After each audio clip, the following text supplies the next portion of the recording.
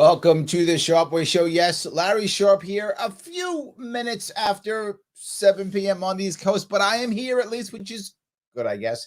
Glad that you guys have been able to join me for a few moments this evening, and it is an AMA, so if you want to ask me anything, you may. Absolutely, I'll be checking the comments throughout the show. I wasn't sure what I wanted to chat about this evening, to be forward with you. There were many things that popped up in my head, but I think there was something that seems to be almost everywhere. Like most people are talking about this in some way, shape, or form, one of these two things. And I feel like they're related. And that is Joe Rogan on Spotify and us maybe fighting in Ukraine. You might say, why in the world would either of these things be connected? How, Larry, can you connect these two things? They are totally different. One is a foreign policy issue that deals with war and such, and the other one is about some guy who does podcast stuff here in America and on Spotify. They're not related. They are on many different fronts. I'll bring up two, maybe even three specific things that I think they're very similar, in ways they're very similar and that matter. The number one, distraction. Yes, distraction. That's the most biggest thing, is distraction, right? Distraction of there are so many things that are going on. And so we're deciding that we want to go someplace else, look at something else, look over here, look over there, right? All these things, look over there, look over in Russia, worry about Spotify. And I want you to really think about this for a moment. Seriously, in your own world. Regardless of what happens in Ukraine, whether Russians invade, don't invade, we support, we don't support, whatever happens in Ukraine, does it really affect you personally? Unless you have obviously a loved one in the military who has to go over there and fight. Or unless, of course, you have relatives in Ukraine, you are of Ukrainian descent. Assuming those two things aren't true, that you do not have a loved one that has to fight, and that you are not of Ukrainian descent, does it really affect you? Maybe it does, but how many does it affect? Very few. But what if we actually go to war? Affects you a whole lot more, doesn't it? More debt, more people, maybe loved ones who you may lose, more expenditures, all those things. It doesn't really affect us unless we go to war. And then it's negative, for sure. But what about big business? What about the military-industrial complex? Oh, yeah. It's real good for them. In fact, all of this yelling and screaming and distraction is really good for them. Fareed Zakaria did a piece this weekend talking about how all of the NATO people are now shifting forces over east towards Russia, and how that's a good thing. Okay, that's not a good thing, but if I work for the military-industrial complex, that's an amazing thing, right? Because now I got wear and tear on my pieces, on my weapons, on my vehicles. I've got all these things going on. So, okay, this is great. I got to buy more stuff. I need to do, more live firing exercises. I need more stuff. All of a sudden now, all of this is going over there and they're making tons of money. But how do we win, the individual? We don't. We don't. Spotify. What happens if Joe Rogan wins his battle and Spotify supports him and everyone else goes down and Joe Rogan is the king of podcasts? I hope he is. That's awesome. I hope he wins. I hope it does happen. Let's say it does. In fact, he devastates them. He crushes them all. He is the king of all podcasts. And everyone says, we're so sorry. And they all want him back on. And he totally wins. Does it really affect you or I that much? Not that much. What if he loses? What if he loses? What if Spotify totally bends and goes, oh, we're so sorry. We love you musicians. We're throwing Joe Rogan off, right? That all of a sudden happens. The reverse. They throw Joe Rogan off. Does it really affect you? Joe Rogan will start his own podcast, his own thing, whatever he'll start his own thing. And those who like Joe Rogan will still watch, and those who don't won't. Yeah. Distraction. Is it really a critical issue that matters to us? You know what matters to us? Our own worlds, our own economies, our own kids' education, our own retirement.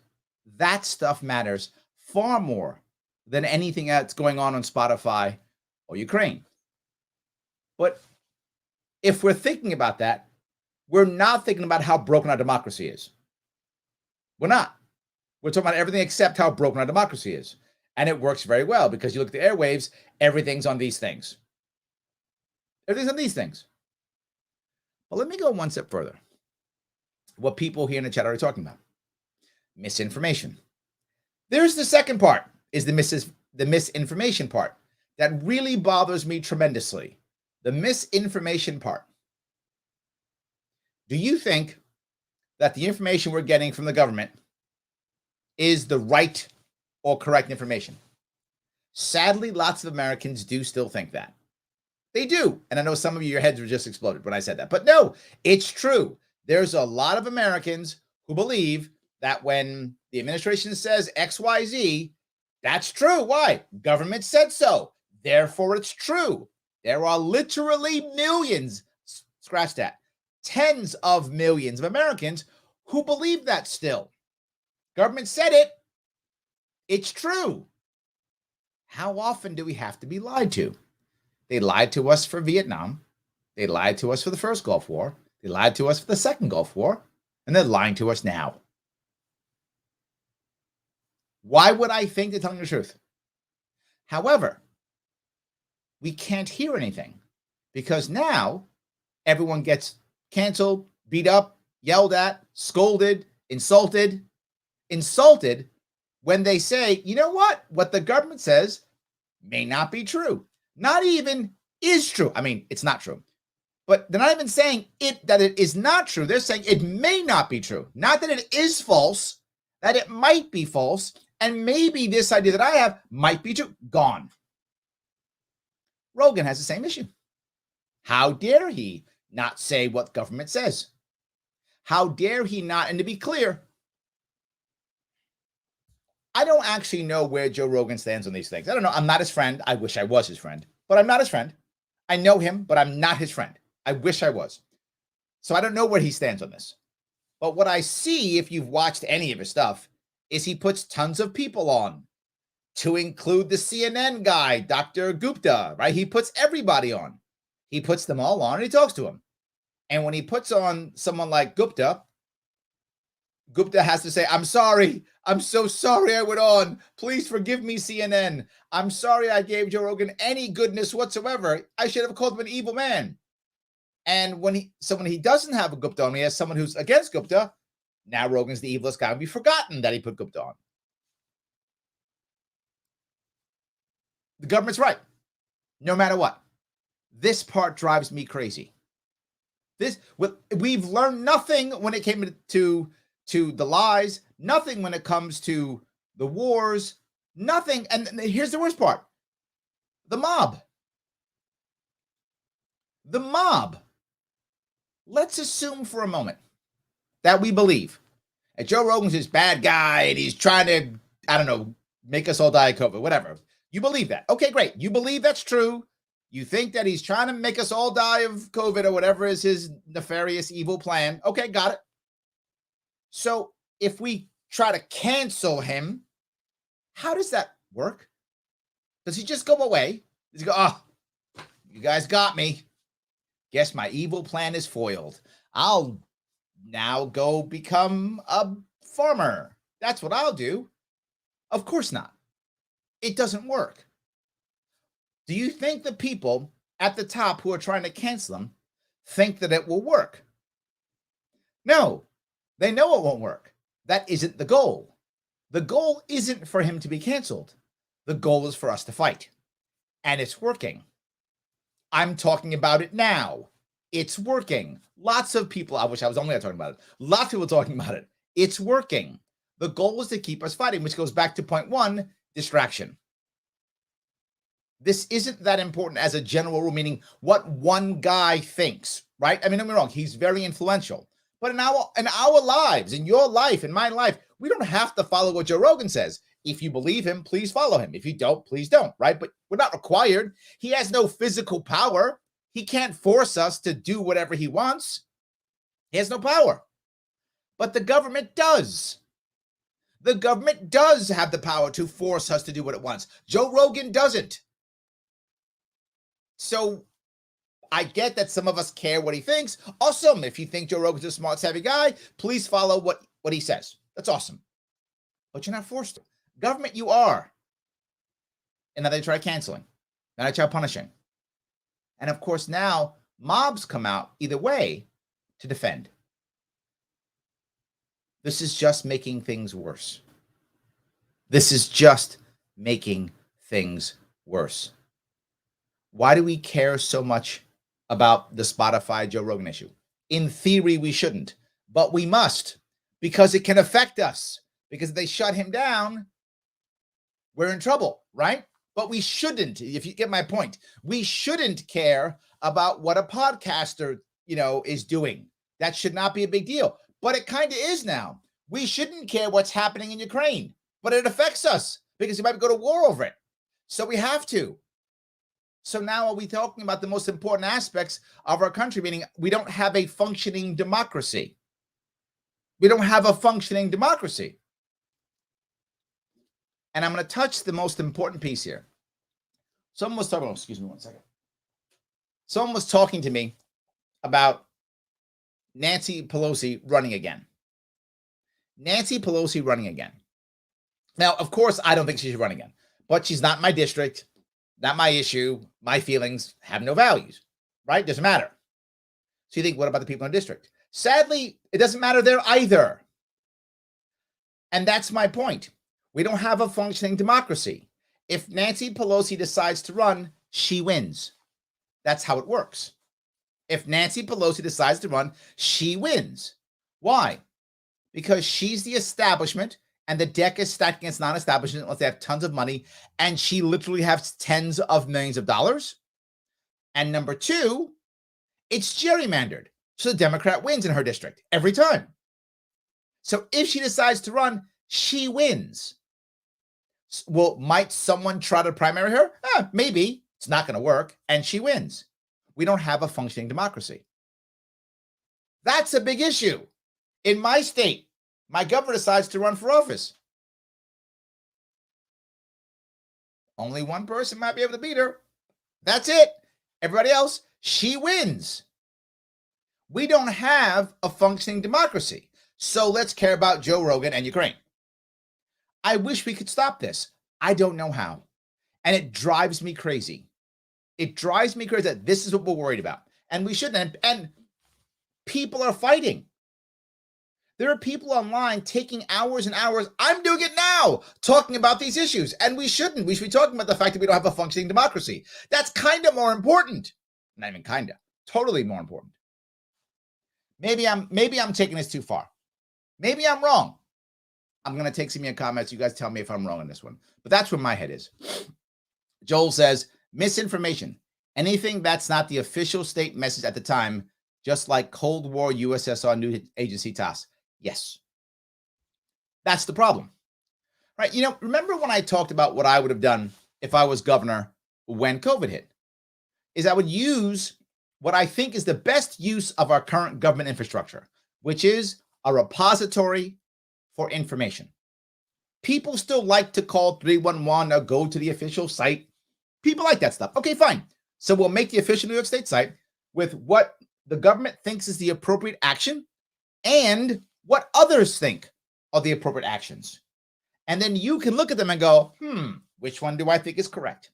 All I care about as government is you give me accurate data. You are transparent when you decide to take on any of these so that we can figure out what's working, what's not working, and we can change.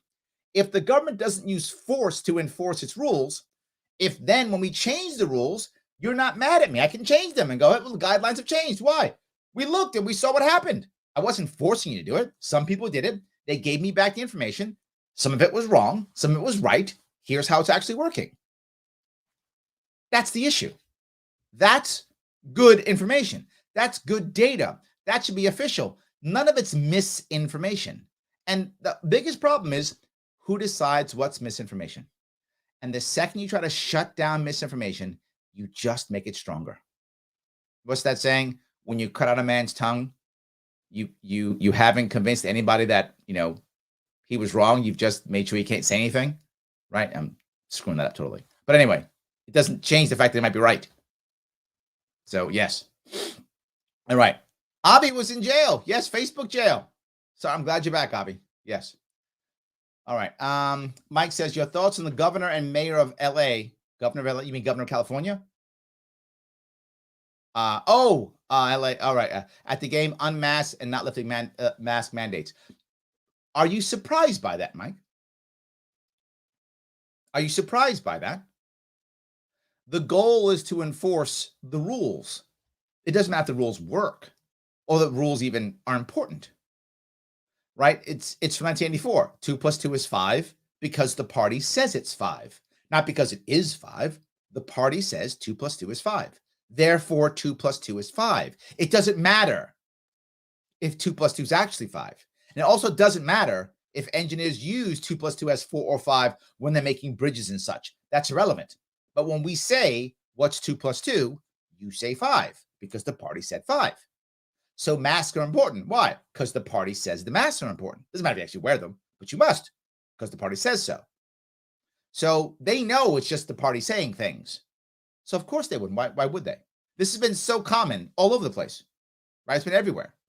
I know someone said once to me, they said, Larry, if what happens when you become governor and there's some kind of scandal like that? And I said, there won't be any scandal. Like, what do you mean? It'll just be news.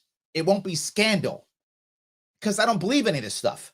So if I want to go out without a mask, I just go without a mask. I wouldn't care. I would just do it. That'd be news. It's not a scandal.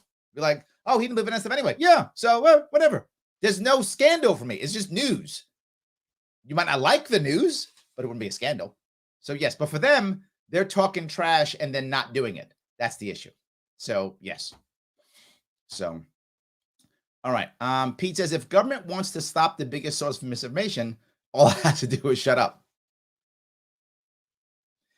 You are right. You are absolutely right. From, I don't know, what I remember, weapons of mass destruction. Remember that one?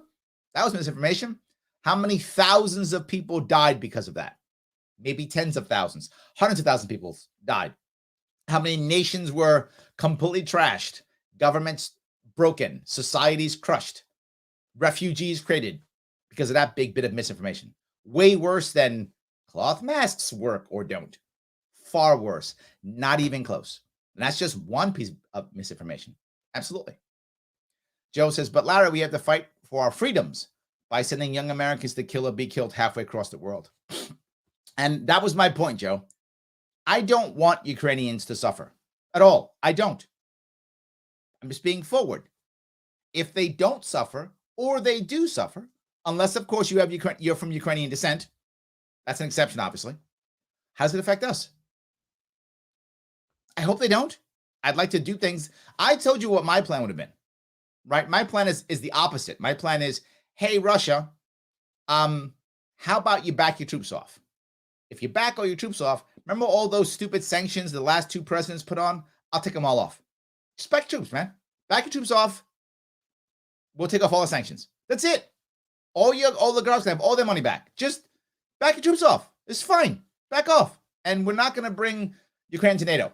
And I remember, I think it was Fareed Zakaria. Maybe I'll bring it up. He was talking about how important it is that we should never, ever say that Ukraine won't join NATO.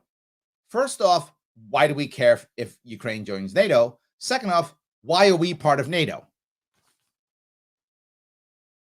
All us being part of NATO does, and you might say, Larry, it makes no sense. It does make sense because what NATO does is, again, it allows NATO nations to buy our weapons. I'm not joking. One of the biggest reasons why we're part of NATO is the military-industrial complex sells fighters and tanks and such and things like that. I don't know if they sell any tanks, but they sell fighters for sure. Missiles, fighters, anti-aircraft systems. They sell, I don't think any tanks, but all those things to all the NATO guys. So yeah, of course we want to stay in NATO. If they don't buy American goods, they might buy like German or British goods. You can't have that. So you have to buy our stuff instead. Or, crazy, we could pull out of NATO and just let our arms dealers, which we have arms dealers in America, sell where they want to sell. Leave them alone. Crazy. We could just do that. Not have to sacrifice American lives for a military industrial complex. We could do that. Still an option. Choices. So, yes. So, Joe continues, but Larry, I don't like what Joe Rogan's saying. Therefore, he should be banned from saying things. I wish that was a joke, Joe, but that's not. People are actually saying that. The piece I want to bring up here is people have a valid point if they believe that what Joe Rogan's doing is hurting people, right? If you believe that, it's a valid point, right? If you actually believe it. I don't believe what he's saying is hurting people. I don't think he's changing anybody's mind or any of those things. Anyway, I don't believe that. But maybe I'm wrong. The issue is, if you honestly believe that he's hurting people, okay, I'll buy that. Maybe you believe it to be true. Do you think shutting him up or trying to cancel him is going to stop the behavior? I would say for those people who hated Trump saying stuff all the time, they banned him off Twitter. Is he all of a sudden not powerful anymore? Do people not go to his rallies anymore? Are people not still going to visit him? Is he still not a powerhouse in the Republican Party? It didn't work. In fact, the people who like Trump like him more that you canceled him. The people who like Joe Rogan will like him more when you cancel him. It doesn't work. So if you actually believe that Joe Rogan's hurting people, I don't, but say you do, this is still the wrong answer. The right way of fighting this kind of speech is better, effective speech. The biggest reason why so many of the people are upset about this is because they don't have power. Power meaning money and influence, both of those things, right? If you look at the CNNs, MSNBCs, Foxes of the world, they're not doing a good job dealing with the democratization of media. They're not doing a very good job of it. Most of them are not doing very well with their streaming services. They're not doing any of those things. So what are we going to do? We're the establishment. We'll use the government to punish our enemies.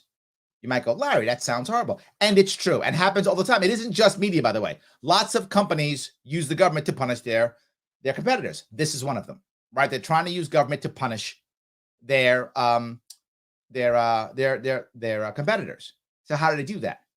By getting government to scare the big media companies into acting before they get regulated in a place where they don't want to get regulated. Now, these companies do want regulation, but they want their regulation that makes sure they can do business as usual and they can crush any of their competitors. That's what they would like. Now, mainstream media would like regulation to crush them. So the government now gets to get money from both sides.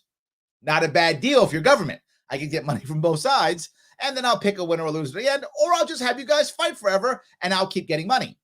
The government's best job is to make sure nobody wins, and the battle continues, and they keep getting money from both sides. That's what's in government's best interest. That will probably happen for a while. We'll have this problem going back and forth for a while. Lobbyists make money. Everybody makes money. And we on the ground go, yeah, we got to protect Joe Rogan, or yeah, we got to fight Joe Rogan. And we keep giving our money and nothing changes. So I get if someone believes that he's hurting people. I do. I understand that. And that if that is your actual motivation, it's a good motivation. It's just misplaced. I hope, I want to believe that that's the motivation. So I'm going to say that. I'm not sure if it is. So yes. Josh says, I've heard Biden and Fauci spout misinformation. Will they get canceled? No, they will just change the narrative. They'll just change the narrative. Right? So it's like, again, I'm doing 1984 now. If 1984, some of you may remember the part where I'm gonna get the numbers wrong, but some of you remember this part, where there is a chocolate ration. And the chocolate rations, I'm going to make these numbers up because I've forgotten the details. For the sake of argument, the chocolate ration was 10 ounces per month, whatever it was.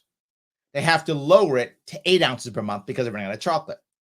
So they write in the newspaper, we're raising chocolate rations from 7 to 8 ounces per month. Well, it was 10. And they lowered it to 8. but they wrote in the paper that it was 7 and they raised it to 8. And people were like, oh, great. Oh my God, they're raising chocolate rations. It's great. Like the people were like buying it. Like, yeah, this is great. They're giving us more chocolate. That's what's going to happen, right? All the things they said will just be rewritten. Like Fauci never said that. Biden never said that. What's wrong with you, Josh? You crazy. It never happened. And then you'll show them like video of it and they'll go, nah, never happened. Well, the video here, never happened. Okay, never happened. That's what will happen. So yes. Pete says, Spotify didn't choose Joe Rogan over Neil Young. Neil Young chose to deplatform himself because a $30 billion company wouldn't cede to censorship.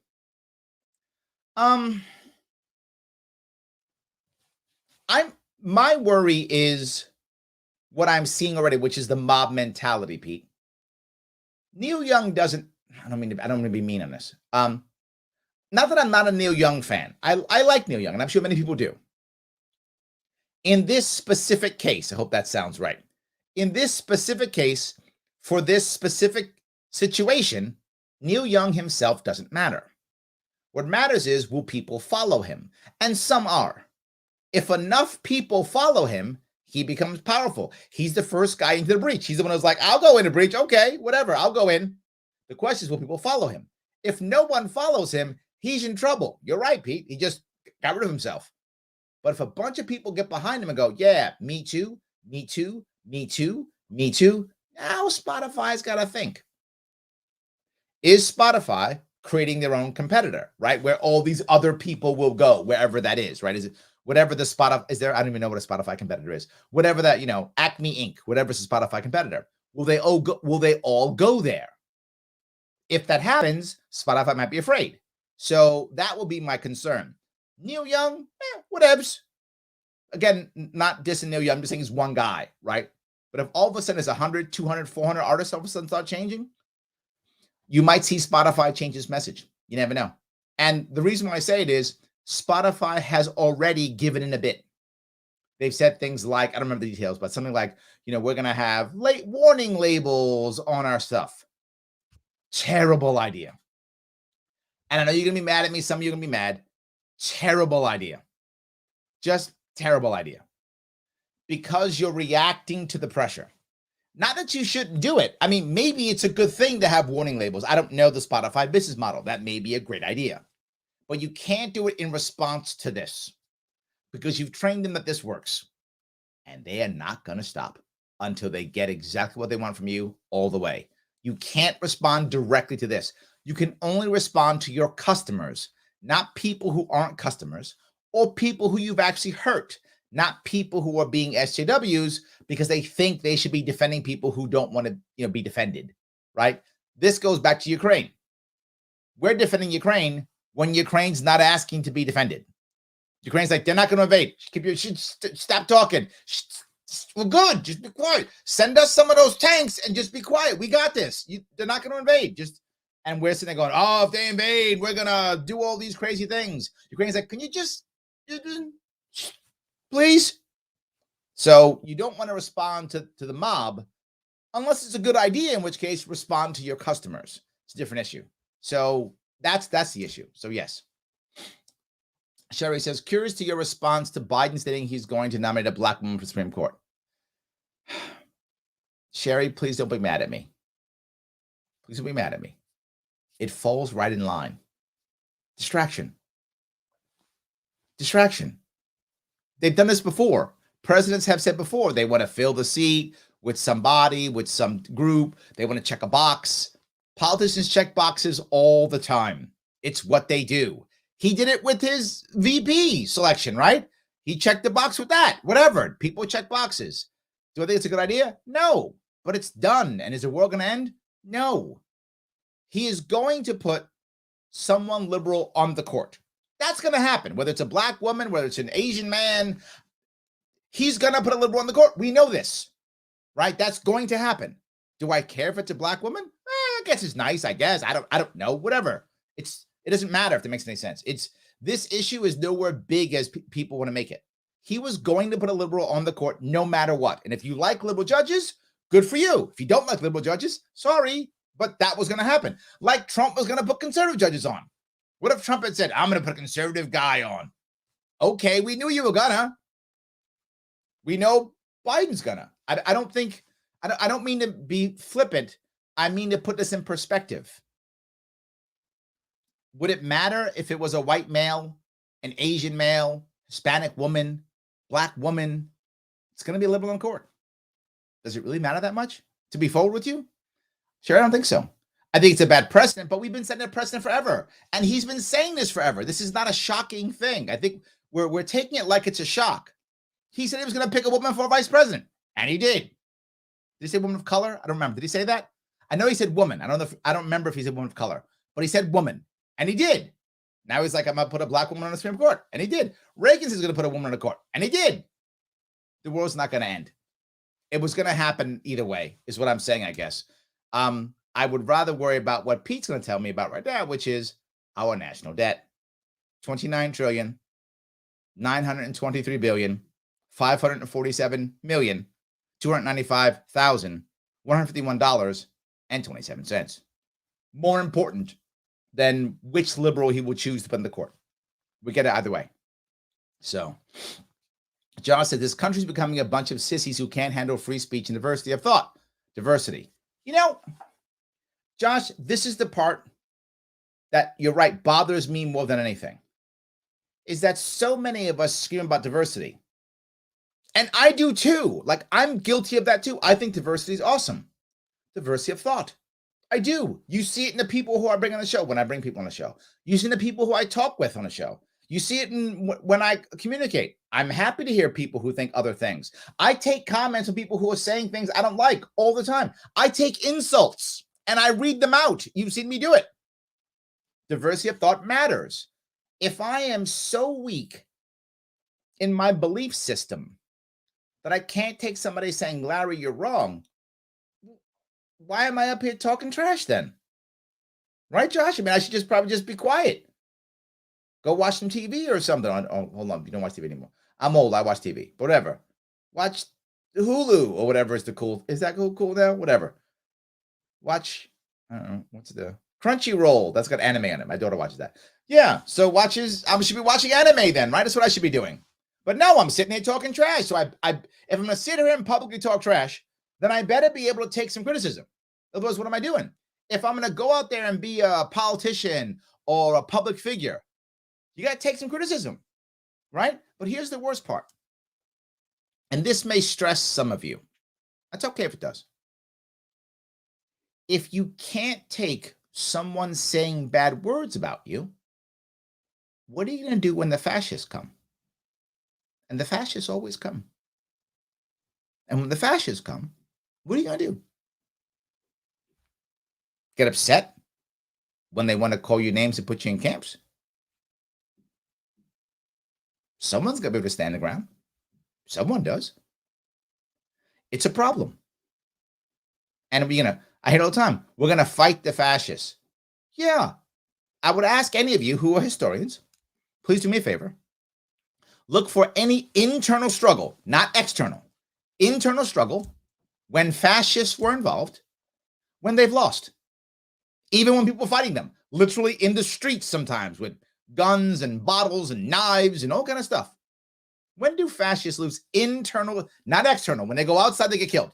But when they stay inside their own country, how often do they lose? I think they have a really good record. And he's starting to check that out for me. Please do that. I can't think of one loss. Again, internal, not external, internal struggle. I can't think of any losses. They kind of win every time. Maybe I'm wrong. I'm happy proving wrong again. But I think we want to be stronger with powerful free speech, not fighting in the streets, but fighting up here in the mind, changing people's minds. That's the critical piece. I want people to not want to be fascists. I don't want to fight fascists. I want people to choose to not be fascists. That's way better. Like way better. That's all I'm about, is getting people to not want to be fascists. That's what I would bring up. So, all right. When did the word lie get replaced with information? Oh, I like that too. That is good. David says, it seems that the left, which purports to support free speech, really doesn't.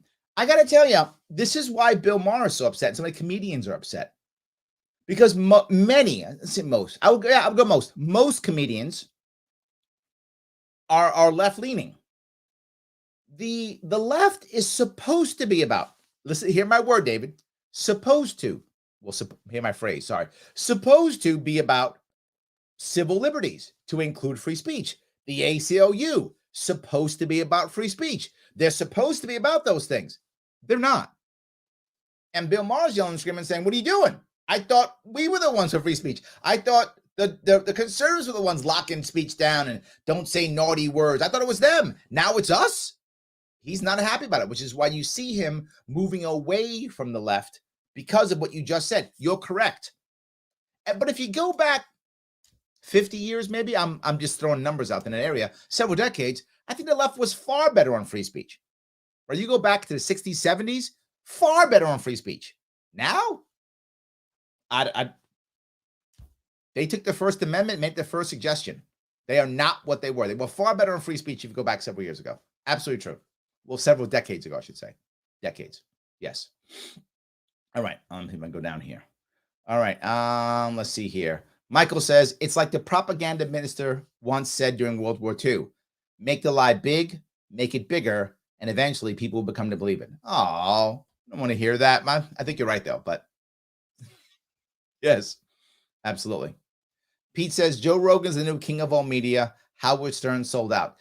Isn't Howard Stern a disappointment? Am I wrong on it? Isn't he a disappointment? I mean, some of you may not know this. You know, he tried to run for governor of New York in the 90s. I'm not making this up. That's true. Yep. Howard Stern, libertarian, in the 90s, ran for governor and then dropped out. But that isn't the only reason why it's a disappointment. But that's where his head was. I guess I was a libertarian, going to make things work. He was the guy who was fighting all that stuff. Now he's like, I'm scared. Everybody be quiet. What happened to him? I mean, really, what happened to him? I think you're right. I think Joe Rogan now is more powerful than Howard Stern. I think Howard Stern's mad. I want to be clear about something. No one can be the champ forever. That's not how it works. No one can be the champ forever. I don't care how cool and awesome you are, and I know many of you are cool and awesome. You can't be number one forever. At one point, you're not going to be number one. Howard Stern should have gone out like a champ, not like a chump. He's going out like a chump. He should have just said, you know what? I was the king of all media, and it was awesome when I was super cool back then. I'm going to step away. This guy's the king now. Go ahead. I was the king. Happy to be the king. Now I'm not. Move on. That's how you should move on from being top dog, the champ. Like that. He did not do that at all. It's terrible. Yes. So anyway, let me keep moving if I could. All right. Avi says, who would want to send our troops to Ukraine after the Boondog was in Iraq and Afghanistan? Even many Republicans now realize Iraq was a mistake. Also, we just fired 1,200 Navy SEALs for not taking the vax. Total idiocy. Let me cover a couple of those, Avi. The reason why you'd want to send our troops to Ukraine is because you want to sell a whole bunch of weapons. The military-industrial complex made a lot of money in Afghanistan. Afghanistan was a boondoggle for the Americans who sent their loved ones over there.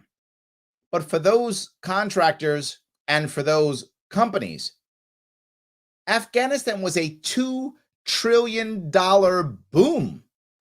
It was awesome. It was great for them. It was a $2 trillion grift. They don't see those as failures at all. At all. This was a wonderful thing for them. They can't wait. They're like, you can't get out of Afghanistan. I gotta buy my third house. You can't do that. I'm working on my third mortgage. You can't pull out Afghanistan. Oh, what, Afghanistan? Ukraine, we could go in there. Come on, I have not paid off my third house yet. Let's go to Ukraine real fast. I'm considering buying, a couple Teslas. So let's go to Ukraine. And you might think I'm being a bit flippant. I'm not. That's how they're actually thinking. There is tons of money. It is not a boondoggle from that point of view. They got to find some place. Now, do they actually want to go in Ukraine? The military-industrial complex wants NATO to fight. If America doesn't fight, not the end of the world, as long as they can sell their weapons to NATO, it's still a win for them. If NATO could spend 20 years defending Ukraine, that'd be awesome. They could throw tons of money in there. Yeah, people will die, but they never cared in the past. Why would they care now? And for as far as they're concerned, and they're not even Americans dying, even better. Maybe they get Americans to some war someplace else. I don't know, Mali or Yemen or something, and then they can send weapons over there too. So it was not a boondoggle from that point of view, if that makes any sense. So yes, and of course, what many people also don't know is the more elite our forces are, generally speaking, the more conservative they are. That's not a 100% rule, but it's a good general rule. The more elite the force is, the more conservative the force is a good general rule. More conservatives are anti-vax. So of course, our elite forces are going to be more anti-vax than they're not. And of course, they're going to be hard and tough and hardcore. They're not going to give in. Why? Because they're tough guys. They're literally Navy SEALs, some of the toughest people we have, trained by Marines, by the way.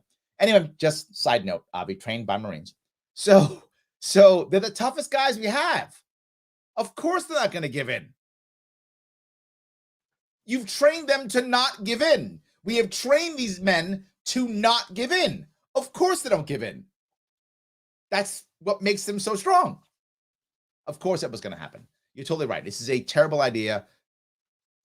Nothing but bad. Nothing but bad. So yes. Logic says, no notification from YouTube again. This is the norm. Shelly says the same thing. No notification.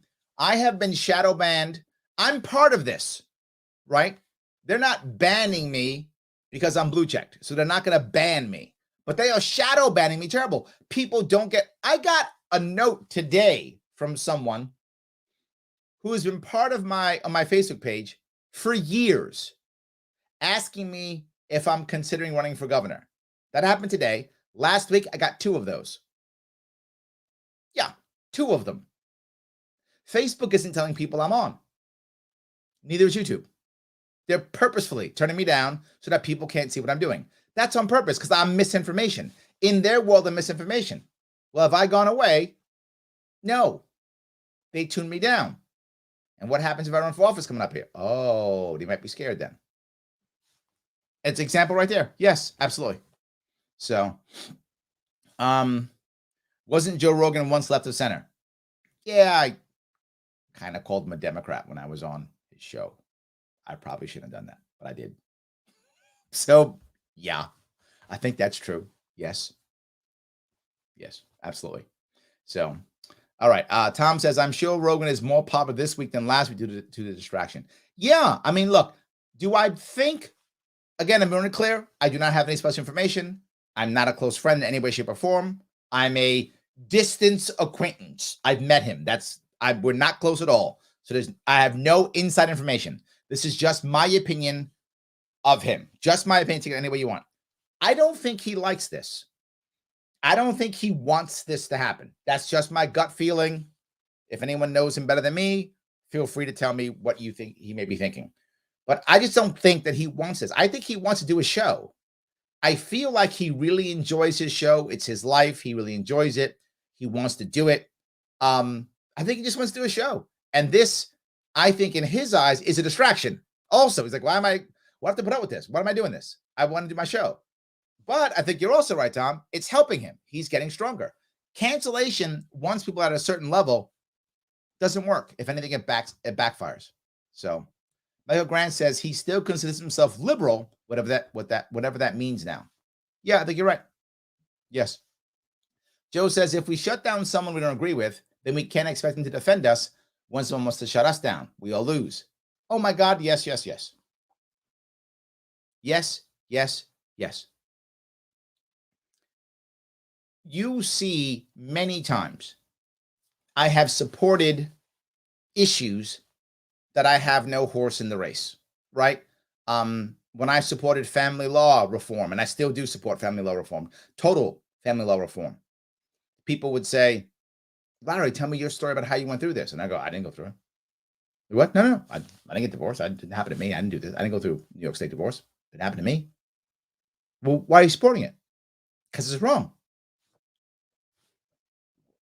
Yeah. So that's why I support it. It doesn't affect me, but so what? Everybody's rights matter all of the time. I don't own a firearm. I'm the only pro Second Amendment gubernatorial candidate that's been in the past. I don't know how many months, how many years. Years. Only one.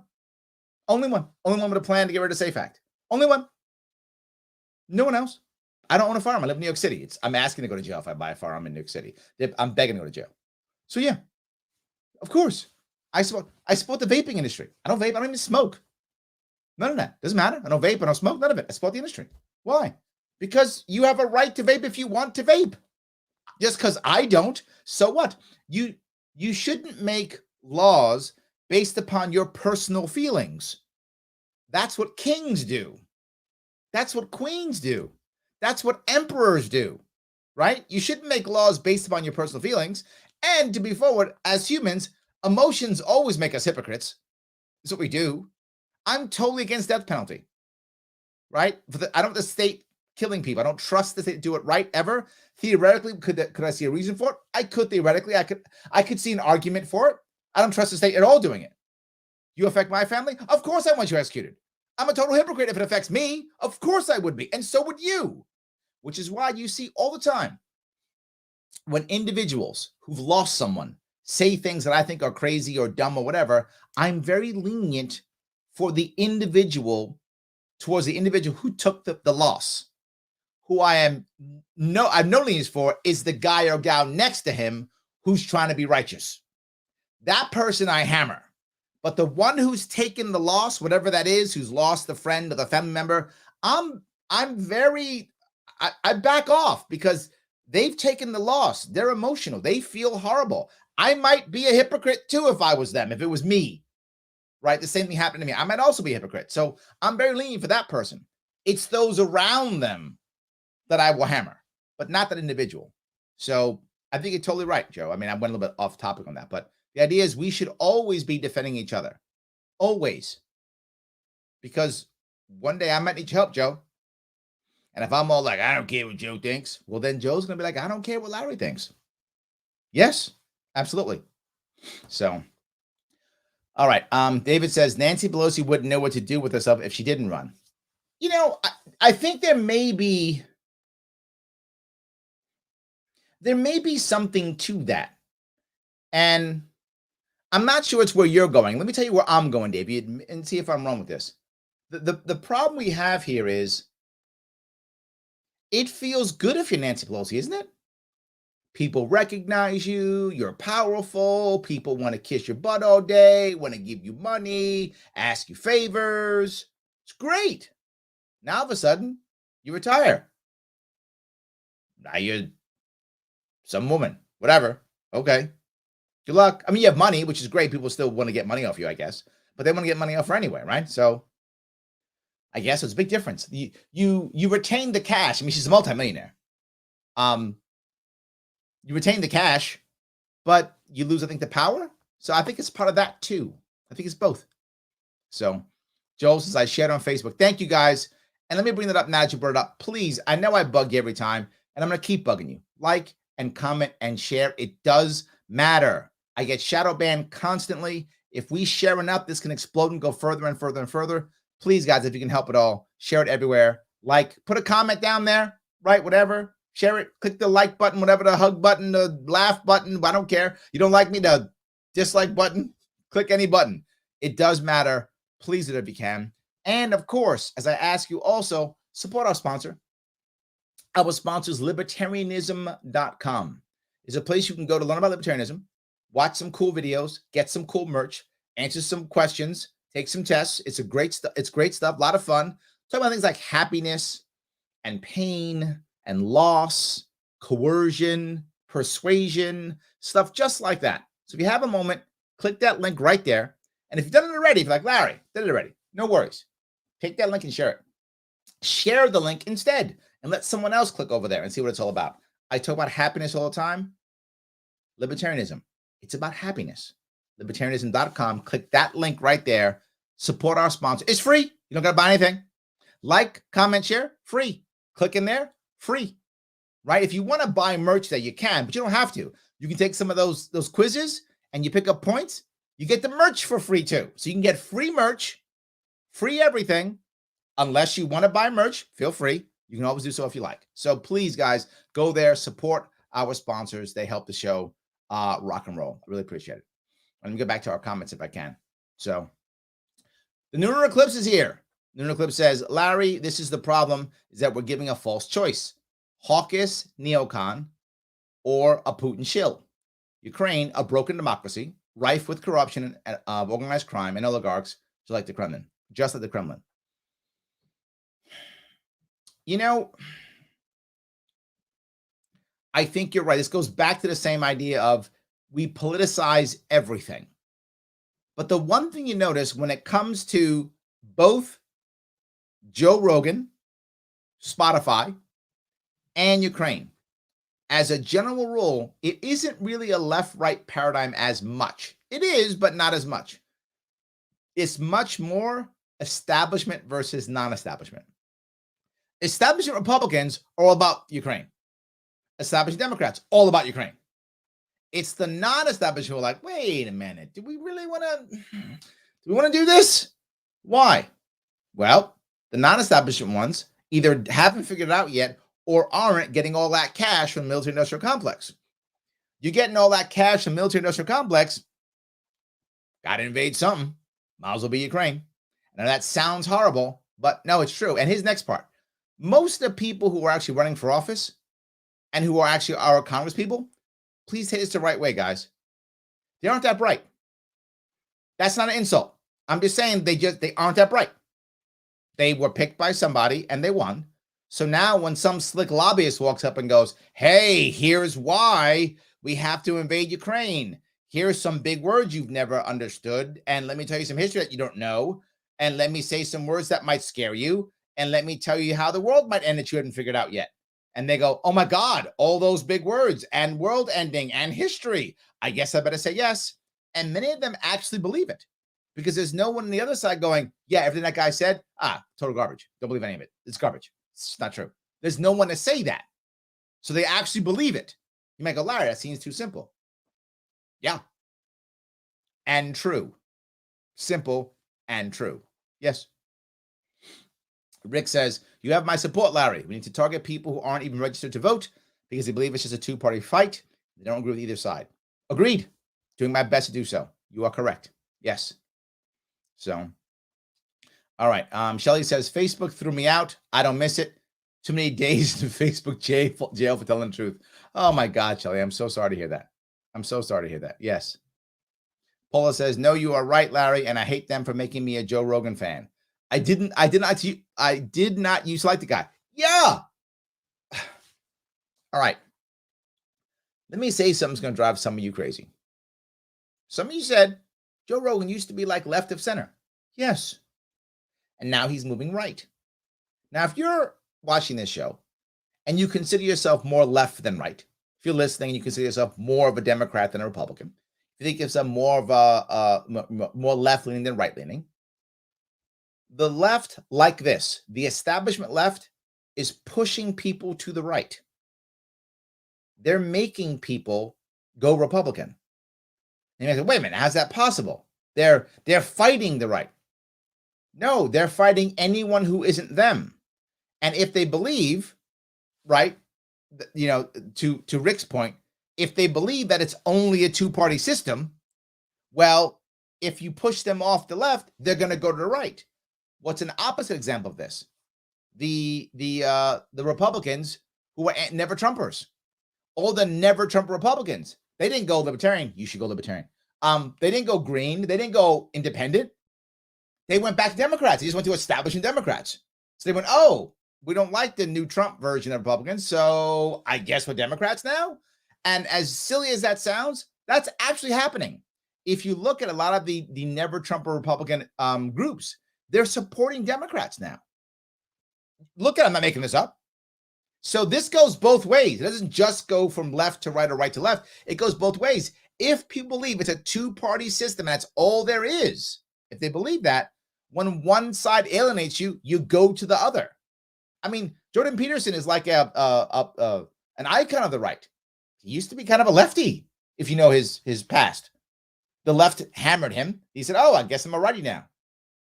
Happened to lots of people. Dave Rubin, same thing.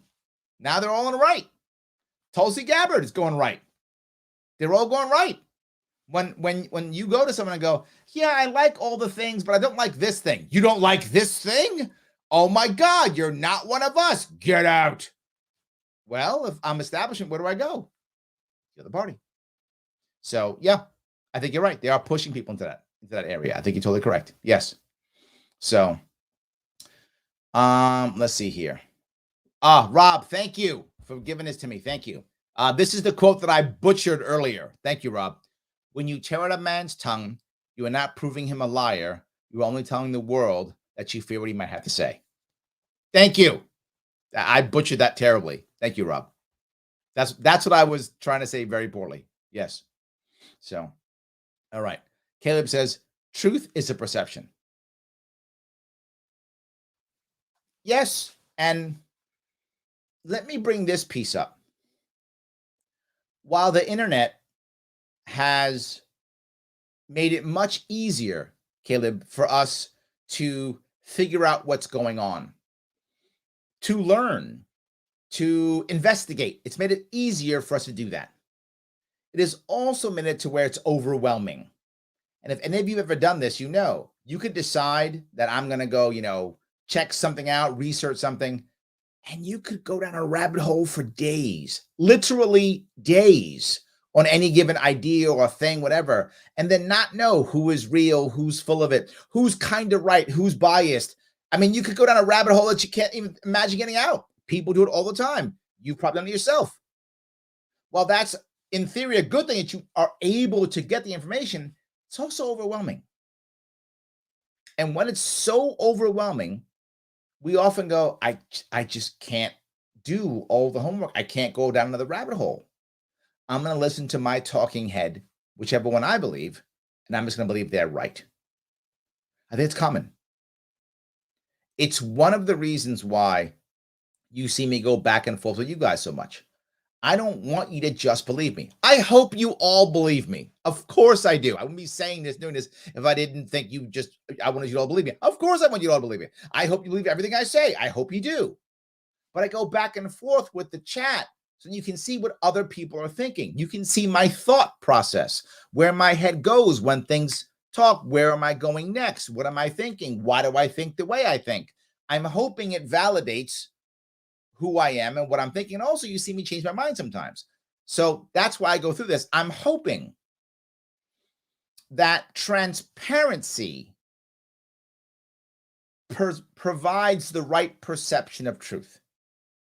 So I hope I kind of brought that back here. Hope I did a good job. I brought that back. So yes. So, all right. David says, the party says 2 + 2 = 5. If you don't believe the party, you're a traitor to the country. Yes, David, it's correct. The party and the country are one. That's correct. If you don't believe the party, you're a traitor. And I think you see that. To be forward, both parties. Absolutely. So yes. So, all right. Let me walk down another one if I could. Shelley says, try telling anyone that Mexicans are Native Americans. They'll go bonkers. Where did that come from? That's an interesting one. Okay. Joe says, headline scandal. President Sharpe ends sanctions on foreign country and avoids war. Republicans and Democrats call for impeachment. That would actually happen. You're right, Joe. That would actually happen. Yes. But it wouldn't be a scandal for me. They'd be like, President Sharpe, is it true you're cutting sanctions? Yeah. It's kind of what I campaigned on. Yeah. Yes. I said I would, and then I did. So yes. That's what would happen. 100%. Absolutely. Avi says, Larry, isn't it amazing the Dems used to be the peace and love hippies opposing the Iraq war with all their virtue signaling, coexistence bumper stickers. Now, all of a sudden, they have a hard-on for starting up with Russia. These people have no values. If you said the sky was blue, they would say that's misinformation. Since at night it's black. I want to go back further than that, Avi. And you're right. The Iraq war, the left had it. All right. I'm going to give you a couple things the left was doing well. The left, I think, had, for sure, some moral backing, right? It had an ethical stand. one was in the 60s against the Vietnam War, against the draft. I think the left was at its strongest then, right? That's when they were like, no, we care about free speech. They were fighting against all the censorship. The left was doing the right thing then. I mean, they were on par. They were rocking and rolling. They cared about free speech. I mean, they were at least they had the right moral high ground in my view. Some of you might disagree. My view is they had the right moral high ground. And again, Avi, you're right. During the Iraq War, they were the only ones out there yelling no. They were protesting. I think you're right. And the beginning of Occupy Wall Street. I think if you look at the beginnings of Occupy Wall Street, it was right. They got nowhere with the Iraq War protests, the Afghani War. They got nowhere with those, and it just kind of went away. But Occupy Wall Street began, I think, with the right idea. The idea that the elites are screwing us. True. The 1% are screwing us. True. I think it began well. But in their desire to have no leaders, no rules, no nothing, they wound up having nothing, and it just kind of fell apart and became just garbage stuff at the end. Occupy Wall Street failed miserably. It just became like, well, I mean, basically what happened is the corporate class said, oh, this is a big deal. They got us dead to rights. What are we going to do? Well, we could make actually some changes to where the establishment doesn't control everything. They went, we can't do that. It's terrible. They went, well, we could send our leadership to woke classes. Let's do that. Let's do that part. That's way better. We get to keep all our money. Yeah, we'd keep all our money, all our power. We'll just tell our leaders that they should be woke. We'll do that. And they're like, deal. Will they buy that? And then corporate America went to them and said, how about woke classes? And they went, yeah, we won. And Occupy Wall Street ended. I'm simplifying, but that's kind of what happened. So now it's all woke stuff when they actually had something real. And I think they dropped the ball. And now it permeates everything. So yes. So, all righty. Gail says, yes, we should have NATO ASAP. I agree. Yes. David, didn't we have an agreement with Russia after the collapse of the Warsaw Pact that no Warsaw Pact would join NATO? We didn't have an actual agreement. We had a kind of verbal yes by, I think it was our Secretary of State or Secretary of Defense. I forgot which one of them. I forgot who that was actually. Was that? I don't remember who it was actually. Wow. My memory has failed me in this one. It was either our Secretary of Defense or Secretary of State who told the Russians that we wouldn't do it, but there was nothing in writing at all. The Russians took that as gold. We took it as, people say things. That's how we took it. And we started moving forward. So that's what actually happened. And we should have just made a rule. Or we should get out of NATO and let NATO do what it wants to do. So yes. So Jamie says, be smart like the Taliban and get arms for free without joining NATO. You're not wrong. You're not wrong. Joey says, open, honest conversations with all people should never be censored, period. Again, not wrong. Yes. Agreed completely. Yes. So Joe says, banning Trump from Twitter literally took away the worst thing even Trump supporters hated about him. Backfired, in my humble opinion.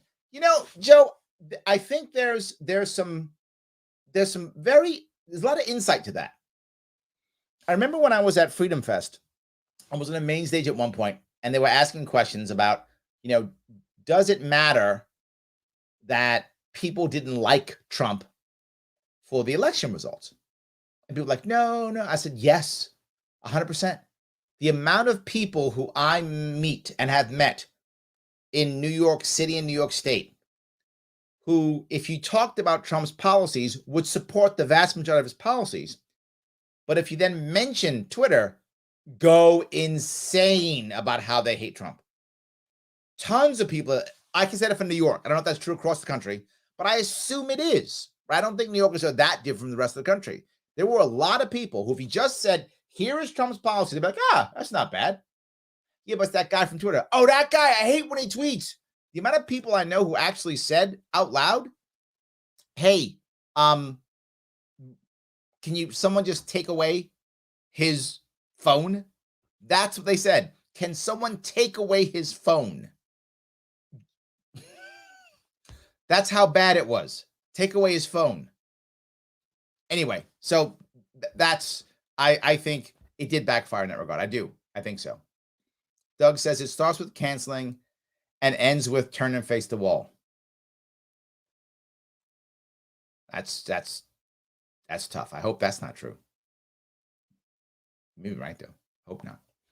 Nate says, them, listen to the experts. Rogan, okay, here's a bunch of experts with different perspectives. Them, not those experts. Cancel, cancel, cancel. Hey, you're not wrong, Nate. That's kind of true. What they should have said is listen to our experts. See, they messed up. They didn't put the our part there. Listen to our experts. Yes. Joe says, government primary reason for existing these days is so big business can crush their competitors. I wish you were wrong. It is a big, big deal now. It absolutely is. Yes. Doug says, Neil Young and Joe Rogan should settle it in the octagon. Completely unfair, Doug. Not even. Neil needs a champion. If Neil gets a champion, then yes. But Neil, no, that's Neil Mountain. Terrible idea. No. There we go. Avi says, yeah, Neil Rogan versus Neil Young, King Kong versus Bambi. Thank you, Avi. That's not a fight. That's a slaughter. I don't want to watch that. That's a slaughter. That's like mean. I don't want to see that. Yes, at all. Yes. All right, I'm see if I can do this here. All right. Let's see. David says the Democrats and Republicans do that now. They deny what they said 5 years ago and act like going crazy when you call them out on it. Agreed. Yes, they change it. Absolutely. They just change it. Yes. Joe says, gotta hand it to Joe Rogan. He's reinvented himself so many times and has been successful. Podcaster, UFC commenter, comedian, game show host. It's true. I think you're right. I think he's shown that you can be a Renaissance guy and still do things. Right? I think you can. It does work. I think he was ahead of his time. But one of the guys who was also ahead of his time, believe it or not, was Glenn Beck. Some of you may not like Glenn Beck. I understand he can be controversial. But Glenn Beck, he went on his own and began to blaze when people thought he was nuts. They're like, you can't do that. You can't create something like that. And he was like, well, I'm gonna. And he did. And the blaze is basically cancel proof now, right? He makes his own money. He has his own subscribers. He has his own, TV station, whatever. He's got his own stuff and he's kind of uncancelable now. And if you like Glenn Beck, awesome. If you don't like Glenn Beck, I guess not good for you. But either way, I like Glenn Beck. I consider him a friend. I like Glenn Beck. But, some people don't, and that's okay. Whatever, it is what it is. But he did that. And I think Joe Rogan was the same thing. He kind of made his own thing also.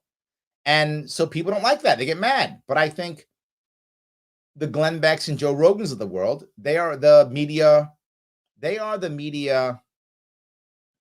pioneers that others are going to follow in some way, some form. A lot of people now are following the Glenn Beck model. That is from years ago.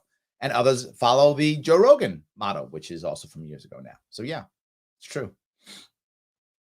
Shelly says, anyone who likes Neil Young already has all this music. That's funny. Eric says, Amazon, Pandora are competitors. There we go. So yes, they'll rush to those and that's it. They'll do that instead. Yes. Donna says, who do you trust for news, Larry? I'm going to tell you something that, again, is going to drive some of you crazy. I watch a lot of news. A lot.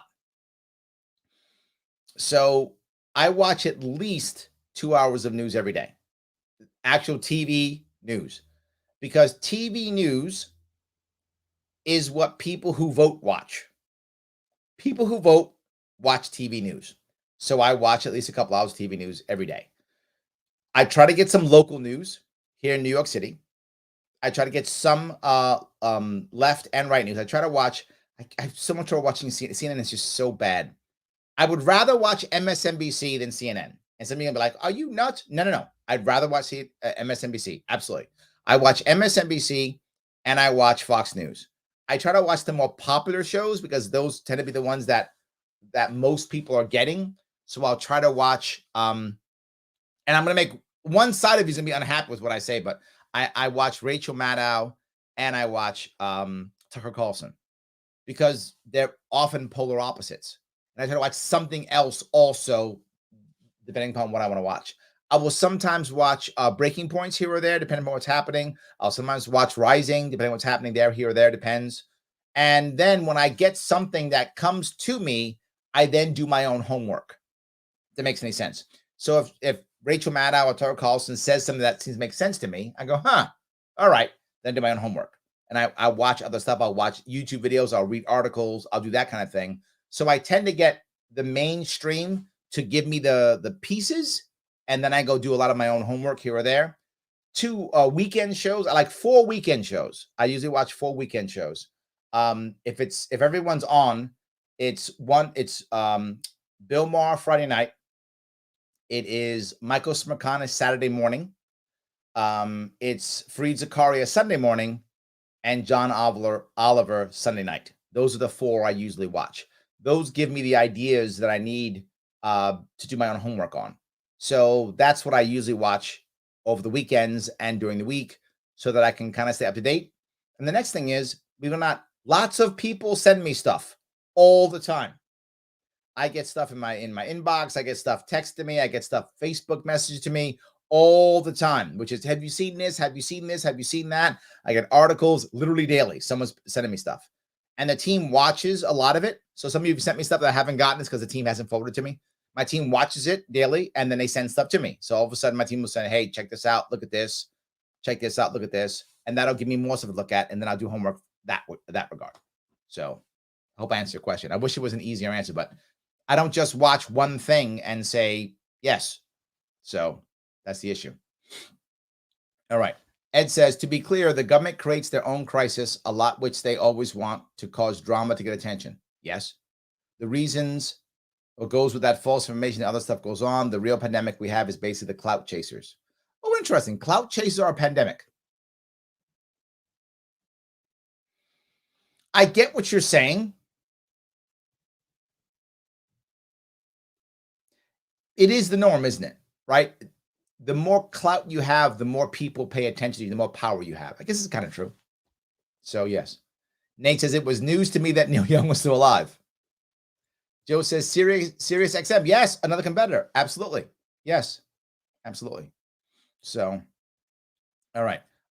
John says, bald fighter horse medicine taking Joe Rogan bad because he has mean people on who I don't like and does not follow big pharma and government idols. Cancel him now.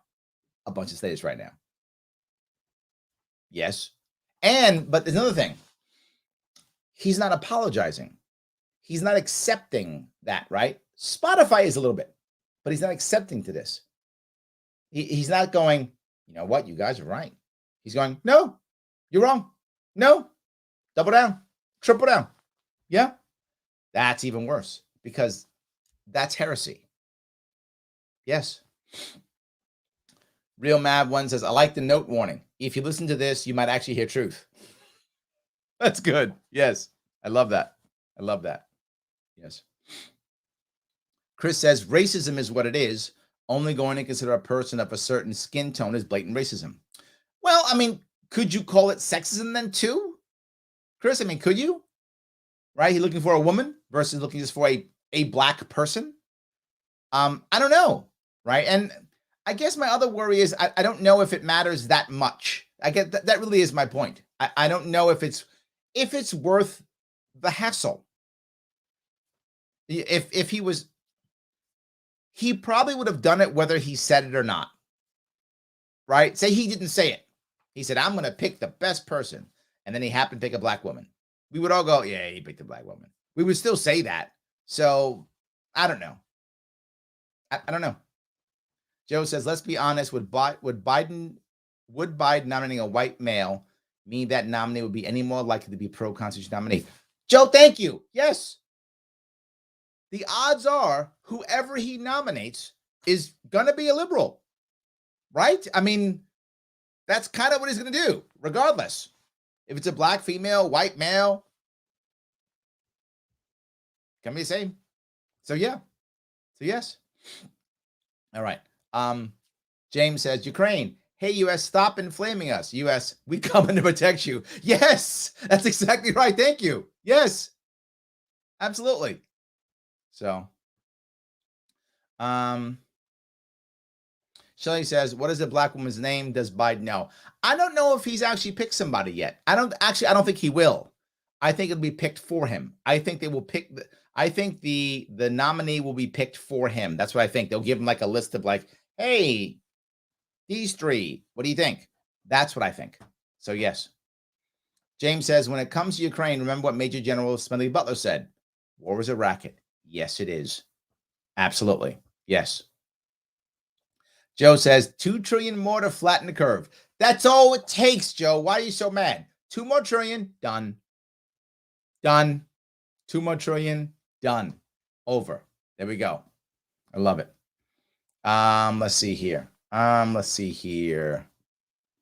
Jericho says, Larry, I watched WXXI. Oh, I've been on WXXI. I think I have. So yes, I'm glad. Thank you. Absolutely. Let's see here. Bobby says, we know the VP can break a 50-50 tie in the Senate on pending legislation, but can the VP cast a tie-breaking vote on a Supreme Court nominee? It seems to be a gray area constitutionally, and a scenario that may come up sooner rather than later. My assumption is that if they need to use it, they will. And I think the reason is Obama. Why do I say that? Obama made what I think was a terrible choice. And what I mean by that is when he wanted to put Gorsuch up, not Gorsuch. Sorry, not Gorsuch. I'm sorry. I messed it up. I'm sorry. Not Gorsuch. The guy who's the current, sorry, that guy, someone will correct me, I'm sure. The guy who right now is the AG, sorry. Wow, came up blank. Anyway, that guy, the Senate said we're not doing it, and he didn't do anything. He went, okay, I guess I don't get my appointee. I guess I don't. He didn't just say, well, I'm putting him up then. He didn't do that. Now you might go, Larry, should he have done that? Yeah. I think Trump should have gotten his, and he did, and Obama should have gotten his. The Constitution says that when there's an opening in the Supreme Court, the president puts the person in. I was 100% behind Trump doing it, and I was behind Obama doing it. It's in the Constitution. You should do it. If the Senate doesn't like it, I don't care. The Senate doesn't have to agree to it. It's in the Constitution. Obama gets his, Trump gets his. That's how the game is played. You don't like it? You shouldn't play the game. That's how the game is played. Now, Obama backed down and went, well, I guess I don't get him, and walked away. I don't think Biden will do that. Biden will just go, no, done. She's in. Done. She's in. He'll just say, Kamala, make the vote, move on. And I don't think anybody will stop him. So I don't know if it's constitutional to be forward with you. I don't think it'll matter. I think he's going to go, it's done. They're in. Goodbye. But something else. There's probably a couple Republicans who don't want to start this precedent, and they'll probably vote with the Democrats to bring in a Supreme Court nominee. I think they will. That's my gut, because right now there's that little rift within the Republican Party also, right? Those couple of guys and gals who are like against everybody. So I think that'll work anyway. That's just my 2 cents. So Marco says, as a woman, I'm glad diversity efforts have led to better pay and leadership opportunities for women in general. Agreed. Yes. But personally, I'd never want to be hired for something to check a box. I want to be hired because I'm the best candidate. That's the problem with Biden's statement. Yeah, I think the point here, Margot, is he was saying it to get points, which makes it worse, right? If he thought that was the right thing, he would have just said nothing and said, I will, put the best person out there, whatever, and then pick the black woman anyway if he thought that was the right answer. But the problem is, to your point now, whoever he picks, everyone's going to look at her like, oh, yeah, that's why you got your job. It's a bad look for that person. It would have been way better if he would have said nothing and said, I'm just going to pick whoever I think is best, and then happened to pick a black woman. I think it was a selfish thing he did by saying that. He was doing it to pander so that people would say, oh, see, he's one of us. He understands this, and he's one of us, and he'll pick people based upon race and gender. And it was for that reason why he did it. But I think he hurt the woman who he picks. I mean, she may be a great person in theory. I don't know who's going to pick, but she may be a great person. Won't matter. To your point, it's going to feel like, oh yeah, you were a checkbox. It's tough. He should have said nothing. He did her a disservice. Yes. Doug says, fight fascism with fascism. They don't even realize that's what they're doing. Yeah. Yes. Michael says, none. They have a good record of winning internal struggles. Yes, I know. I can't think of any. I mean, fascists, they win. Again, internal. They win all the time. Absolutely. Joe says, what do you think of the book banning? You know, there's many things happening in schools now. They're rewriting books now. You know, they're reading out, they're taking the N-word out of some of Mark Twain's books. Right? They're doing that kind of thing. I'm not a fan. Right? My daughter, my youngest daughter, and I sat down and we watched 12 Years a Slave. Some of you may remember that movie. And many parts of it are very harsh. It's slavery. Slavery was harsh.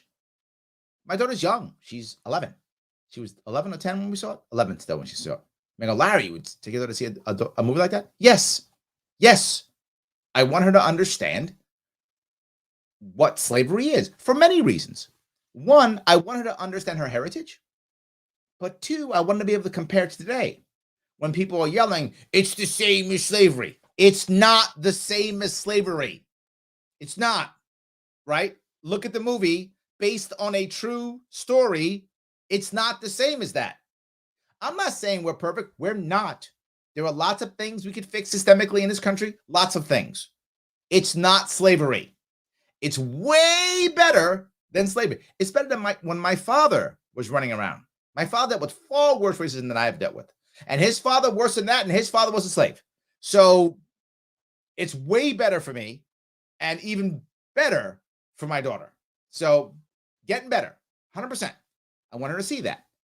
But what if they had, because they don't want to make her feel afraid or triggered, what if they had taken that movie and made slavery look nicer or better or whatever? How horrible would that be? I think the old Disney racism should be shown, that was mainstream. When I've shown my oldest daughter some of that, she's blown away by it. She can't believe that existed. She's like, is this real? I'm like, this was mainstream. Yes, this was mainstream. They should understand that. Why? Because they don't want to see it again, obviously, but to also understand how far we've come. Right? To also understand how far we've come. So I hate the book banning. You know, I get what the Germans did as they banned, the book I won't mention on stream because I'll get canceled, but they banned the book of books. Now, I understand emotionally why you do that as Germans. That was not a good look for you guys. I got it. I understand that. That makes total logical sense. Ban the book. I got it. However, I think they did the right thing, to be fair with you. You can now buy that book in Germany again, but they now have explanations next to it. But you can read that book, but you can look at it and go, hey, this is what happened. You don't want them to forget what happened ever, right? We don't want Hitler too. That will be I think we all could agree on that one, at least. Whatever your feelings might be, we don't want Hitler too. So let them read the book and understand what's going on. So I'm not for book banning at all, even in those extremes. So, all right, let me see if I can go here. Matt says, what is the one thing we as Americans can actually look forward to with some degree of hope? Anything? Yes, there is. And that is, we've come close to falling apart more than once, and we've come through. I think that's one thing. Second, many nations, they are built together because of many different things, like they all speak the same language, they all have the same religion, they all read the same books, they're all raised by the same kind of parent, right? That type of thing. I remember when I was in Japan, I lived in Japan for several years, and I was talking to some people there, and they would say to me, why in the world are you Americans so mad when people burn your flag. Like, you guys get mad about that. Like, we don't get mad if you burn a Japanese flag. We don't care. That's why no one burns Japanese flag, because we don't care. You burn a Japanese flag, we go, whatever, we don't care. Here's the reason why. In Japan, which, by the way, some of you may know, it's one of the most homogenous nations on the planet. I think Finland, Japan, and Korea, like in the top 3 in that area. But those countries are very homogenous in their population. So I said, you guys are linked by so many things. The symbols aren't that important to you because you already have everything. In the case of Japan, they have a national school system. They learn the same books, the same schools, same language. Most of them are the same religion. They eat the same foods. They're very similar. They know what it is to be Japanese. And many countries have that. In America, we don't. Our symbols are important to us because we don't have the same religion, the same background, the same thought process, the same language. We're different. That's the glory of diversity. But here's the thing that links us and the advantage we have. If you have a nation like, say, Russia, Germany, France, where people who aren't Russian or Japanese or German or French are there, there's always the tension, right? Even to this day, Germans have tension with their Turkish population, right? French have tensions with their North African populations, right? They still have this tension with these populations because they're different. We always had different. What links us is ideology, symbolism, thought process, values. That is what links us. If we can find the right thing to keep us together, right back together. Even though we think differently, we can come back together. I hope, obviously, I'm totally biased, but that's okay. You're asking me, so I'm going to tell you my opinion. I hope that is the idea of freedom, leaving people alone to pursue happiness the way they want to pursue happiness. Not having to agree with you, Matt, but saying, you know what? Matt wants to go off and do that cool thing to make himself happy. Go on, Matt. Do you, man. I'm going to go do me. You go do you, and we're good to go. And if all of a sudden Avi wants to come in and stop us, we're going to band together to stop this mean Avi guy from letting us be who we want to be. I think that's how we can bring this country back together. That's how we can do it. That's my view. I hope it made sense. So, all right. Lewis says, yes, Howard Stern has become a scared coward. Yeah. Yes. Logic says Stern is such a fraud and has obviously been grifting for years. Now, just my opinion, though. I used to like him. I thought he was good. Yeah. Joe says, I watched that convention. I still got the Howard Stern for governor of New York stuck in my head. Yes, that actually happened. Some of you don't remember that. That actually happened. Yes, absolutely.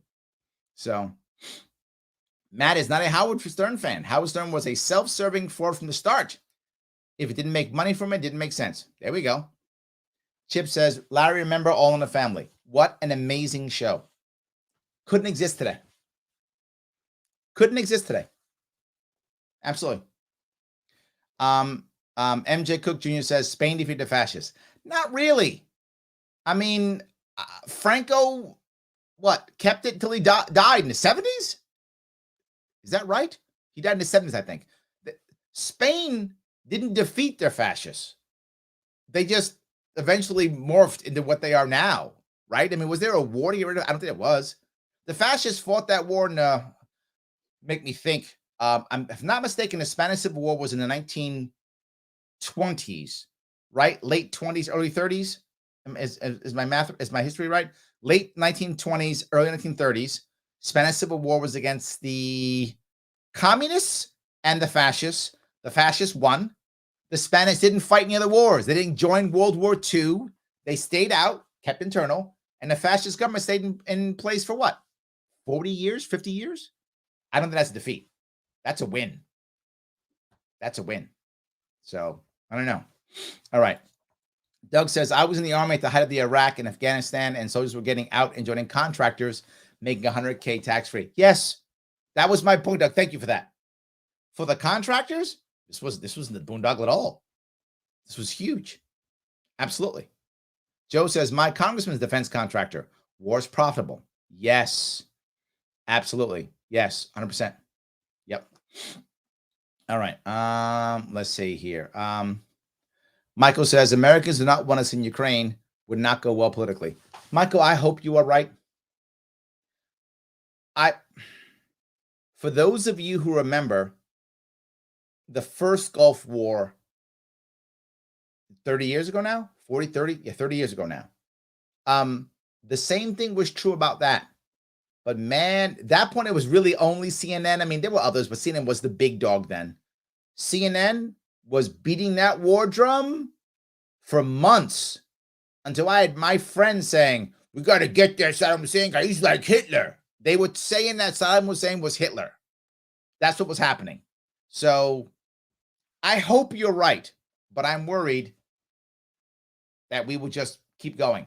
And before you know it, America's gonna be like, we got to get to Ukraine because, I don't know, whatever the media tells me is true. I think that's what's going to happen. So Matt says, war is the most profitable business on earth.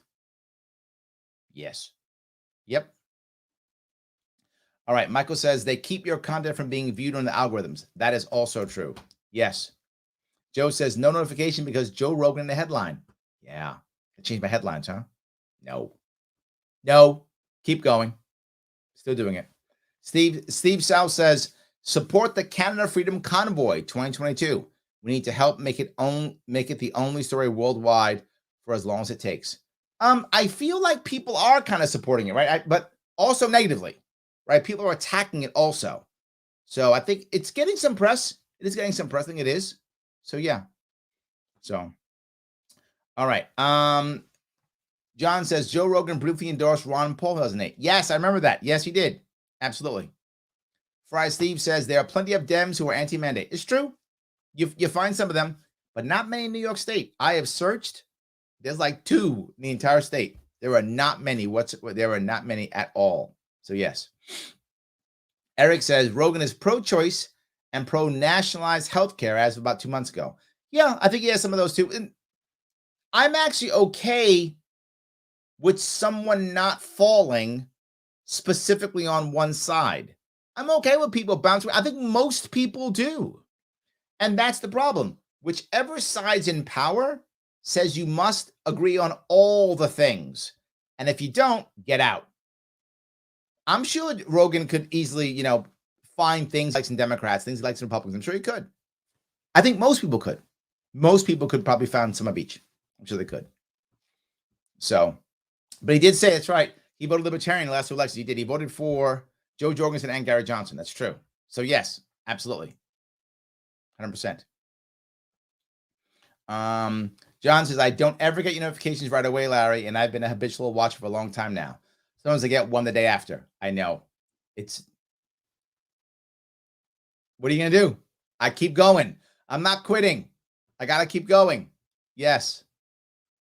Friar Steve says he actually identifies as progressive. He said it. He said it. You can Google it. Joe Rogan, I am a progressive. Yes. John says Tulsi Gabbard's one of the last D's defending free speech. Not sure if D's would even claim it right now. You're right. Would they actually do that? Yeah. David says, Larry, what is the procedure to actually own a firearm in New York City for home use? You can. It is possible. You have to, of course, submit total background checks, all those things. How it works is the city, all the boroughs in the city go to the city, right? And if you leave New York City, each county has their own rules. But New York City, even though it's 5 boroughs, 5 counties, it's all one, right? So you have to apply, and they don't tell you what they're checking. Literally, they say just give us everything. They don't tell you what they're checking. They could be checking your driver's license. They could be checking your security number. They don't tell you. If you make a mistake on anything, like say I got a speeding ticket 25 years ago, they find the speeding ticket. I didn't put it down. I get denied. I'm not joking. That's how New York City works. And they won't even tell me. They just go denied. I go, well, why? Denied. Try again. I think it's $300. I forgot there's a fee. I forgot the fee. I think it's $300. Last I checked, I think it was $300. I think it was. I forgot. Last time I checked was like 15 years ago. I forgot last time I checked. I think it was $300 then. But it was a fee. You paid a fee. You don't get the license. You lose the money. So if you get past it, right, and you get past it and you have it, now you can own it. Great. There's literally a time limit. I think it's been a while since I've checked out the data. I think it's 2 hours, if I'm not mistaken. You can only be out of your house for 2 hours. That's all you get to go to a range and come back. If you're caught outside of your house more than 2 hours, it's a felony. I'm going to Rikers Island if I get caught in traffic. So, yeah, I'm good. Maybe if I leave New York City, I'll rethink. But yes. And by the way, it could take up to 2 years to get okay to get a firearm in New York City. 2 years to get it. Supposedly, it costs in New York State, it's supposed to be 90 days. 90 days is the law. 90 days. 2 years. They always say the same thing. We don't have the bodies, sorry. Not a priority, sorry. So 2 years to get it. 2 years. So there we go. So Dan says, I've always been a pro-death penalty, but that, Larry, is a bulletproof reason for opposing it. I'm going to have to examine my views on that now. That is my issue, right? I don't trust, when it comes to death penalty, could I be convinced that there could be a reason for society to realize the only way of handling somebody is to kill that person? I could be convinced. That's a conversation. Could I be convinced that government can do it well? No. No. If you look, and there are 2 reasons why. Look at who gets death penalty and who doesn't. You know who didn't get the death penalty, Dan? Jeffrey Dahmer. Jeffrey Dahmer lured people in with planning, raped them, murdered them, and ate them. I'm not making that up if you don't know who Jeffrey Dahmer is. He lured them in, raped them, murdered them, and ate them. Multiple people. They found the body parts in his fridge. True story. What happened to him? Life. If you're gonna kill anybody, if there's someone to kill, if there is one, it's that guy. He didn't say he didn't do it. It wasn't, he agreed to it. Yeah, did it. Me. It's like there was a battle or fight, or was it him? It was him. He did it. The cops caught him because one of the guys escaped, and they caught the guy on the street naked. They caught the guy. They said, "Where? I was in there. That guy, he was going to eat me." And they went inside. They found the body parts in the fridge. That guy didn't get killed. What's the death penalty for, if not for him? I don't know anyone else who should have gotten it off the top of my head but him. Who gets it? Some guy who is an eyewitness. Yeah, I saw that guy kill this other guy in some gang-related fight. So gangbangers shooting each other, eyewitness account, death penalty. That's right. There was, and then someone I'm sure will correct me on this, there was a study done in Illinois of the people on death row using DNA evidence, and it was some crazy number, like, I'm going to make it up. I forgot. It's a high number. 20% of the people were innocent or something like that. I forgot what the number was. It was a huge number, like 10 or 15% or something like that were actually innocent. Or, I shouldn't say innocent, were not the murderer, right? Who knows if they were innocent, but were not the murderer. And they were on death row. 10 or 15. You're only 80% or whatever, 80, 90% sure? You need to be 99.9 repeating percent sure for me to even think that would work. And not just that, it can't be based upon the actual crime only. It must also be based upon the evidence. Most of these people who are convicted either through a plea deal. If it's a plea deal, you're never going to plead for the death penalty. You never would. Why would you plea if your plea is death penalty? So the people who are the worst in our system now will never get death penalty because they will always plea to get life imprisonment so that they can get the conviction of the evil guy. Jeffrey Dahmer, perfect example of that, right? So he'll just plea down and done. That's happening all the time now. So the worst people won't even get it. There's so many reasons why I'm anti-death penalty, but those are all the reasons, right? There'd have to be some way where I would believe that this isn't a thing, so I'm making this thing up. But there would have to be some level of 99% sure he or she did it, right? Something like that. Again, that does not exist now. It'd have to be something like that, not just, how do you know he did it? Well, Louis said he saw him. And the jury goes, I believe it. Guilty. That guy gets killed? Got to be something like that. Like, it's got to be DNA evidence or something. There are so many things that would have to change in our system for me to even consider being a pro-death penalty that I'm completely anti-death penalty. So much would have to change. It would have to be a night and day change of our system for me to even consider it. So just my view. So, all right. Avi says, Larry, did you see Eric Adams reinstated the gun confiscation unit in the NYPD after Comrade Shea de Blasio disbanded it? How did Comrade Shea de Blasio support gun control and disband the gun confiscation unit, the PD? Sanity is clearly illegal in New York politics. This is why. See, I don't know if it's going to work. What I'll give Eric Adams, he did something that I thought was savvy, and I'm going to try to give credit where credit is due.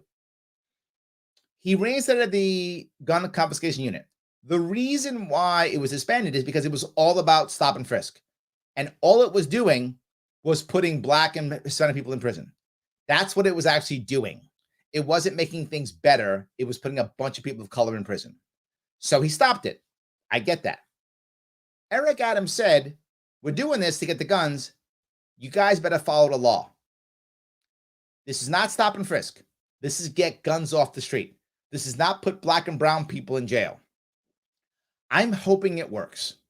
I don't know if it would, Avi. I'm worried they're going to go right back, try to go out of their way to just get numbers, go into poor neighborhoods, and stop preying on the poor. I hope that doesn't happen. I am worried that it will. I think time will tell. One thing I'll give Eric Adams is he understands that and has been proactive in trying to stop it. I hope it works. I want him to be successful here. I really want this to work. I'm not saying that. I live in New York City. I don't want gangbangers shooting each other. I hope it works. And I mean that honestly. I hope it works. So we'll see. So Chris says he's progressive in a progressive way, not a nut job way. Nice. I love that. Yes. Craig says all elected officials are just some girl or some guy. They need to relearn that, and we need to remember that.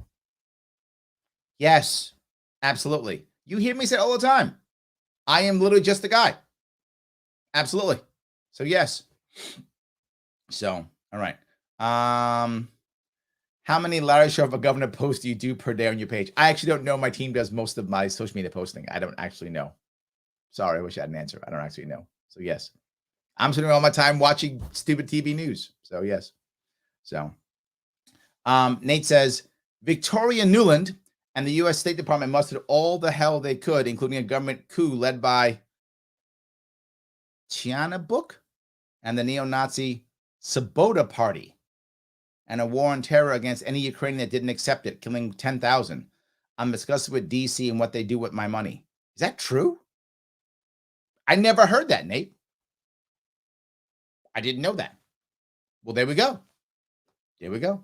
So thank you for bringing that up. I appreciate it. So, Josh says, I bet Facebook and YouTube were happy to promote an anti-Trump Larry Sharpe than an anti-Biden one.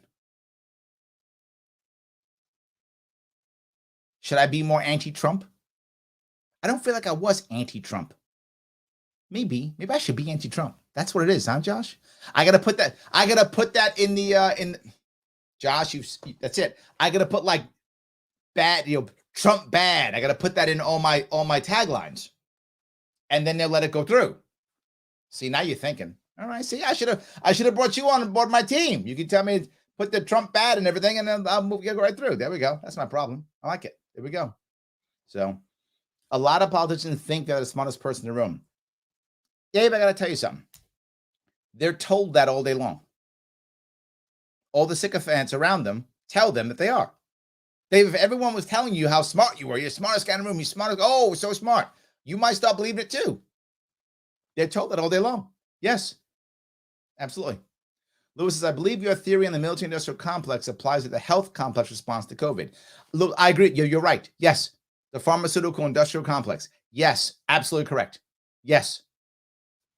Yes. And it's global also.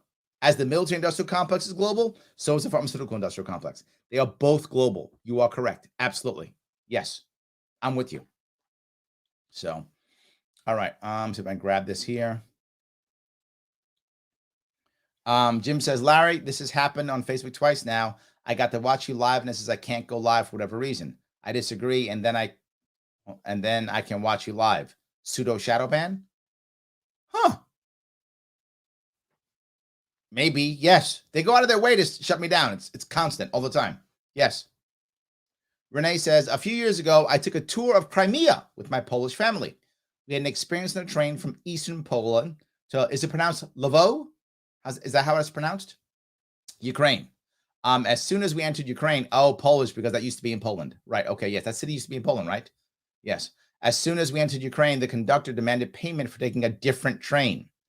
We were supposed to go directly to Poland to Odessa. The train was unavailable.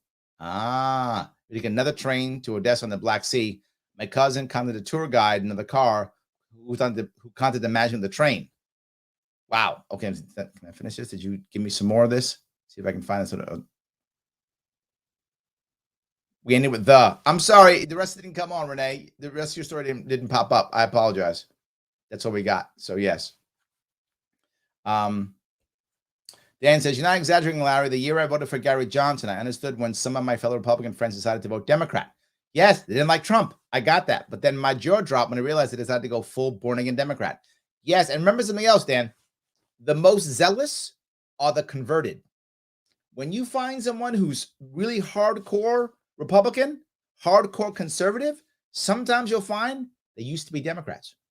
Hardcore Democrats, hardcore liberal, some of them used to be Republican. So sometimes you find that the most zealous sometimes is the converted, right? So someone might have been a Republican their whole life, then they hate Trump and go Democrat. Now they are super liberal, super progressive. That does happen, absolutely, yes. And people think that's all I got. Yes. So David says Tulsi Gabbard had some small L libertarian leanings. That and Hillary Clinton pulling a Nixon's last LBJ dirty chick on Tulsi Gabbard pushed her right. Yes, I agree. Yes. All right. Let's see here. John says, amen. When it comes to convincing, dialectic is better than debate. Yes, absolutely. Joey says, this is a public interactive podcast if you really look. I like that. I like that. It's good. Thank you, Joey. I appreciate that. All right. Let's see here. Real Map 1 says, hey, this is worth someone else. Stand corrected. Timothy says, the hippies become the establishment when it suits them. Also true, right? Oh, I'm good now? The establishment's always been there. Of course it has been. Yes. Absolutely, yes. Brian says, Occupy Wall Street was the left's equivalent of the right's Tea Party, and both were equally effective. Were they both equally effective? It's I could see an argument for both. Occupy Wall Street absolutely did have a remainder, right? The remnants of Occupy Wall Street, I think, was a far left chunk of the Democratic Party that stayed. Some of them went to become like DSA members, or some went to Green Party, but I think some of that, and I think Tea Party did a similar thing. They went Liberty Caucus. I think, yeah, maybe I could buy that, but they weren't very. They didn't really. I'm not sure. So, Friar says, Larry, please don't run for POTUS. I don't plan to, but thank you. Your foreign policy is straight from the GRU playbook for hegemony. I'm sorry, I don't know GRU. Should I know that? Sorry, I don't know what GRU is. I guess you don't like my foreign policy? I don't know. But my foreign policy is, again, I'm not running for president, but my foreign policy is the idea that we should be involved when it comes to things like diplomacy and trade and tourism, but not when it comes to war. We should not be involved in other people's civil war. That's my policy. They're civil wars. Ukraine's civil war too. Don't want to be involved. So that's my piece. So maybe that's bad. People disagree, but it still is who I am. And I think you'll understand that why I feel the way I do, even though you may disagree. I think you'll understand that it is in line with what I've been saying forever. Again, even though you may disagree. So yeah, I think so. So Kim says, do you think President Biden knows where Qatar is, or Qatar is, or does he think it's an instrument you play? That's cute. No, I think he does. He's been running around for years. I mean, he's been running around that stuff for years. Absolutely. Yes. Real Mav says, so right on Twitter, Trump. I never like the tweets, so I ignored them. That and Vax pushing, but at least he's for free choice. Yeah, I do think that Twitter people didn't like his tweeting. They did not like it. It's emotional, right? It's emotional. Politics is not just logic. It is emotional. And people did not like the tweeting at all. They thought it was mean. I know people who were like, just don't hate Republicans, but hate Trump. If you ask them why, they will literally say his tweets. They will say that like that. And they're not like hiding it or trying to pretend like it's anything else. Straight to your face. Tweets, hated him. Terrible. Someone's taking his phone. That's the reason. Yes. And some of you may think that's crazy, but it's true. Joe says, I've heard voters say the same thing about just take away his phone. I heard that too. It was a thing, like it was a real thing. I agree. So yes. Lewis says, I like Glenn Beck. A lot of people do. Yep. Shay says, I don't like Glenn Beck, but he was the only public figure trying to get our people out of Afghanistan. Oh, I remember that. I was shocked by that, Shelly. You're right. You're right. I remember that. He was literally putting in cash to get people out of Afghanistan. That was amazing. I love that. Yes. Dan says, I like Glenn Beck. He was a more intellectual leaning conservative. I remember Glenn Beck, though. So some of you may not remember this. He used to be like a radio shock jock morning guy for a while. And then I remember him when he was in Philadelphia. I had a business in Pennsylvania, and I would drive a lot. He was drive time. If I remember right, he was right before Rush Limbaugh and drive like 9 to 12 or something like that, 10 to 12 or something like that. And then Michael Smerconish, who I like Smerconish, used to come on after Limbaugh. I remember that. It was those two guys who I like those two. I like the Limbaugh too, but I like those two. And those are my favorites. So I remember those guys. I still like them. I still do. So Washington Werewolf says, the guy who wrote Rockin' in the Free World should be on the side of free speech. Yes, that's true. Absolutely. Yes. Jamie says, I think people do not understand when someone who states their opinion assumes they're trying to state a fact. No one tries to read between the lines and they already met their minds. That's a hard part too. Agreed. Hard part also. Yes. So the fish smell says, I don't like Jimmy Dore, but at least he isn't blatantly lying constantly. I think Jimmy Dore believes he's doing the right thing, even if he isn't, if that makes any sense. I think he believes he's doing the right thing. I do. I don't think he's a grifter. I mean, people say he's a grifter. I don't know that. I don't know Jimmy Dore well enough, but my gut tells me that I think he thinks he's doing the right thing when many people believe that he's grifting. So, Joel says, Rachel Maddow was too angry for me to watch. You know who I feel about with that? Laura Ingraham. I think she sometimes feels angry to me. Like, I'm like, she feels like she's mad. Yeah, I feel a way about her. Rachel sometimes. I think Rachel Maddow can be also. The issue is, though, Joel, I know some of you think I'm nuts. My goal here isn't to fight the right or fight the left. It isn't. My goal is to bring them to my side. And if I don't know what they're watching and hear what they're hearing and see what they're seeing, how am I going to be able to communicate with them? I can't. So I have to be able. So yes, I watch Rachel Maddow. Yes, I watch Tucker Carlson. I have to be able to hear what both sides are talking about so I can bring them to my side. Otherwise, how can I communicate? I do. I prefer Newsmax or OAN. Believe it or not, it's going to sound funny. Newsmax and OAN were some of the only stations who would bring me aboard when I ran for governor last time. They actually did. They brought me on. Did an OAN and like a Newsmax. A Newsmax twice and OAN like once or twice too. They actually brought me on. So, yeah. So Joe says, I don't watch any national TV news. I only have thoughts that's bad recently. Yes, it has been bad recently. Yes. I've had a lot of voters tell me in the past month about voters' rights.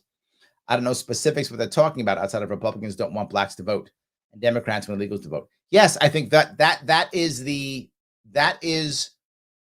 story behind both of them. I'm not sure either is true, but that's definitely the story behind both of them. Yes, absolutely. So, actually, Larry, you are wrong. Maybe to listen what Rogan has said about the controversy. I'm open to being wrong. If I'm wrong, I'm wrong. I'm open to being wrong. I am. I'm open to being it. Yes. Jim says he should nominate Kamala. I got to tell you, if I'm a Democrat, and I'm not, but if I was, I think you're right. You get rid of Kamala, who's unpopular, right? And you bring in somebody who's popular, right? Whatever. Go nuts and bring in Tulsi Gabbard and show how you're taking care of the left and the right together or something. Well, I made that. I don't know if that's right, but yeah, I agree with you. I think I don't think it's going to happen at all, but I think if I was, I think I would do it. Absolutely. So yes. How are you? Oh my God. Hey Larry, so happy you're live now. When are you back going on Joe Rogan? Soon, please. He obviously needs some good content. Yes. I am actually considering asking him again, and hopefully I'll be on, I hope, within a month or two. That's my hope. We'll see. That is my hope. But as you can tell, he's rather popular and not chomping at the bit to have me on. Hopefully it'll be soon. So yes, I will be trying that. Yes, absolutely. So Shelly says, yes, you can call it sexism too. Okay, so racism and sexism. At least that's fair, Shelly, right? It's not fair to call it only racism. If you're going to call it, you've got to call it both if you do. Okay. He's blatantly bigoted, but he likes women, so it seems the only way he can retain political correctness without being repulsed by skin color. That goes to the other piece, Shelly, right? There's a part of me that feels bad for the woman that he picks. What I was saying earlier, right? Whoever he picks, there are clearly qualified women for that spot. Clearly there are, right? Now he's going to want a liberal. That's who he is. Could you find a liberal who was qualified? Of course you could. Could you find a liberal black woman? Of course you could, right? Of course you could. It won't matter though, because no matter what, we're going to be thinking, oh yeah, you were the quota. That woman is, if she is very talented and credentialed, if he picks her and she's talented and credentialed, they're going to look at her like whatever. So yes. So thank you, Merrick Garland, not Gorsuch. Thank you. I don't know why my brain went away. Thank you, Joe. Yes, absolutely. Yes. What kind of libertarian are you? Says the brown mamba. ANCAP, MinCap. Well, to be forward, I am multiple. What I mean by that, in my heart versus what's practical and realistic. I would love, in my heart, I would love a totally voluntary society and world. That would be amazing. I would love that. Our world is nowhere near that. Just nowhere near that. We're not there. We're nowhere near there. So by default, I become a minarchist because that's what we can move towards realistically, right? I was talking about this with some people here who are some of the libertarians are very much open borders. I'm not an open borders libertarian. In my heart, would I love to have open borders? Of course I would. I would love to have it to where we're all having a wonderful, world where we could all cross borders and not worry. And I would love that world. It'd be an amazing world. We're nowhere near that. We have to have borders. It's just, we're not to that level. It's not where our world is. Maybe one day we'll be there, and I hope we would. I hope we could have a totally voluntary world. That'd be amazing. We're nowhere near there. So by default, I'm not an open borders libertarian. And by default, I'm a minarchist. But not in my heart, if that makes any sense. I don't know if that's clear. I'm trying to do what I think is best that makes sense. So, yes. So, yes. Fryer says Obama didn't get to do it live. I know, and he should have. He should have. I think he should have. I think Garland should have been. Obama should have gotten Garland, and Trump should have got my God, I can't get any of my guys. Barrett, thank you, Barrett, and he did get Barrett. Trump should have got Barrett, and he did get Barrett, as he should have. I'm okay with that. And Obama should have got Garland. That's how it should have worked. I am unhappy that the Senate stopped that in the case of Obama. Obama should have got Garland, and Trump should have gotten Barrett. All good. That's what should have happened. So anyway, Jim says, on the other hand, maybe he should nominate Hillary. That will get rid of her. It's one thing. See, Jim, you're thinking she's done. Absolutely. Yes. There we go. So, all right. Let's see here.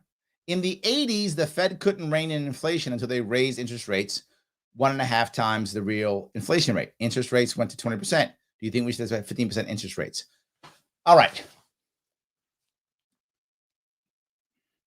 In theory, we should be raising interest rates in theory, because clearly this is a fake interest rate and it's nothing but bad. In practice, raising interest rates quickly now would probably devastate our economy and do so much damage. It would be horrible how bad the damage would be. So difficult for me to think that will happen. I think no. I think the Fed will raise rates maybe half a point max. I can't see them going higher than that. Money's free. It's been free for what? 20 years, whatever. It's been free. So what? Yeah, it's free. So I don't see it ever coming back. I don't. I think us collapsing. I think we collapse and have a new dollar before that happens. That's what I believe. So my point. Joe says, I watched Amistad recently. Wow. Yes. Yes. Josh says, I heard books like To Kill a Mockingbird and Anne Frank's Diary being banned. Crazy. Yes, that's true. They are banning those. Yes, that is happening. They don't want you to read them anymore because trigger warning. Be triggered. Like Anne Frank, you should be triggered. To Kill a Mockingbird, you should be triggered. Please be triggered. That's a good thing. Watch it, read it, and be like, my God, that's a bad thing. Let's not do this. Yes. What, are you not going to watch Schindler's List now? Be triggered by Schindler's List. You should be.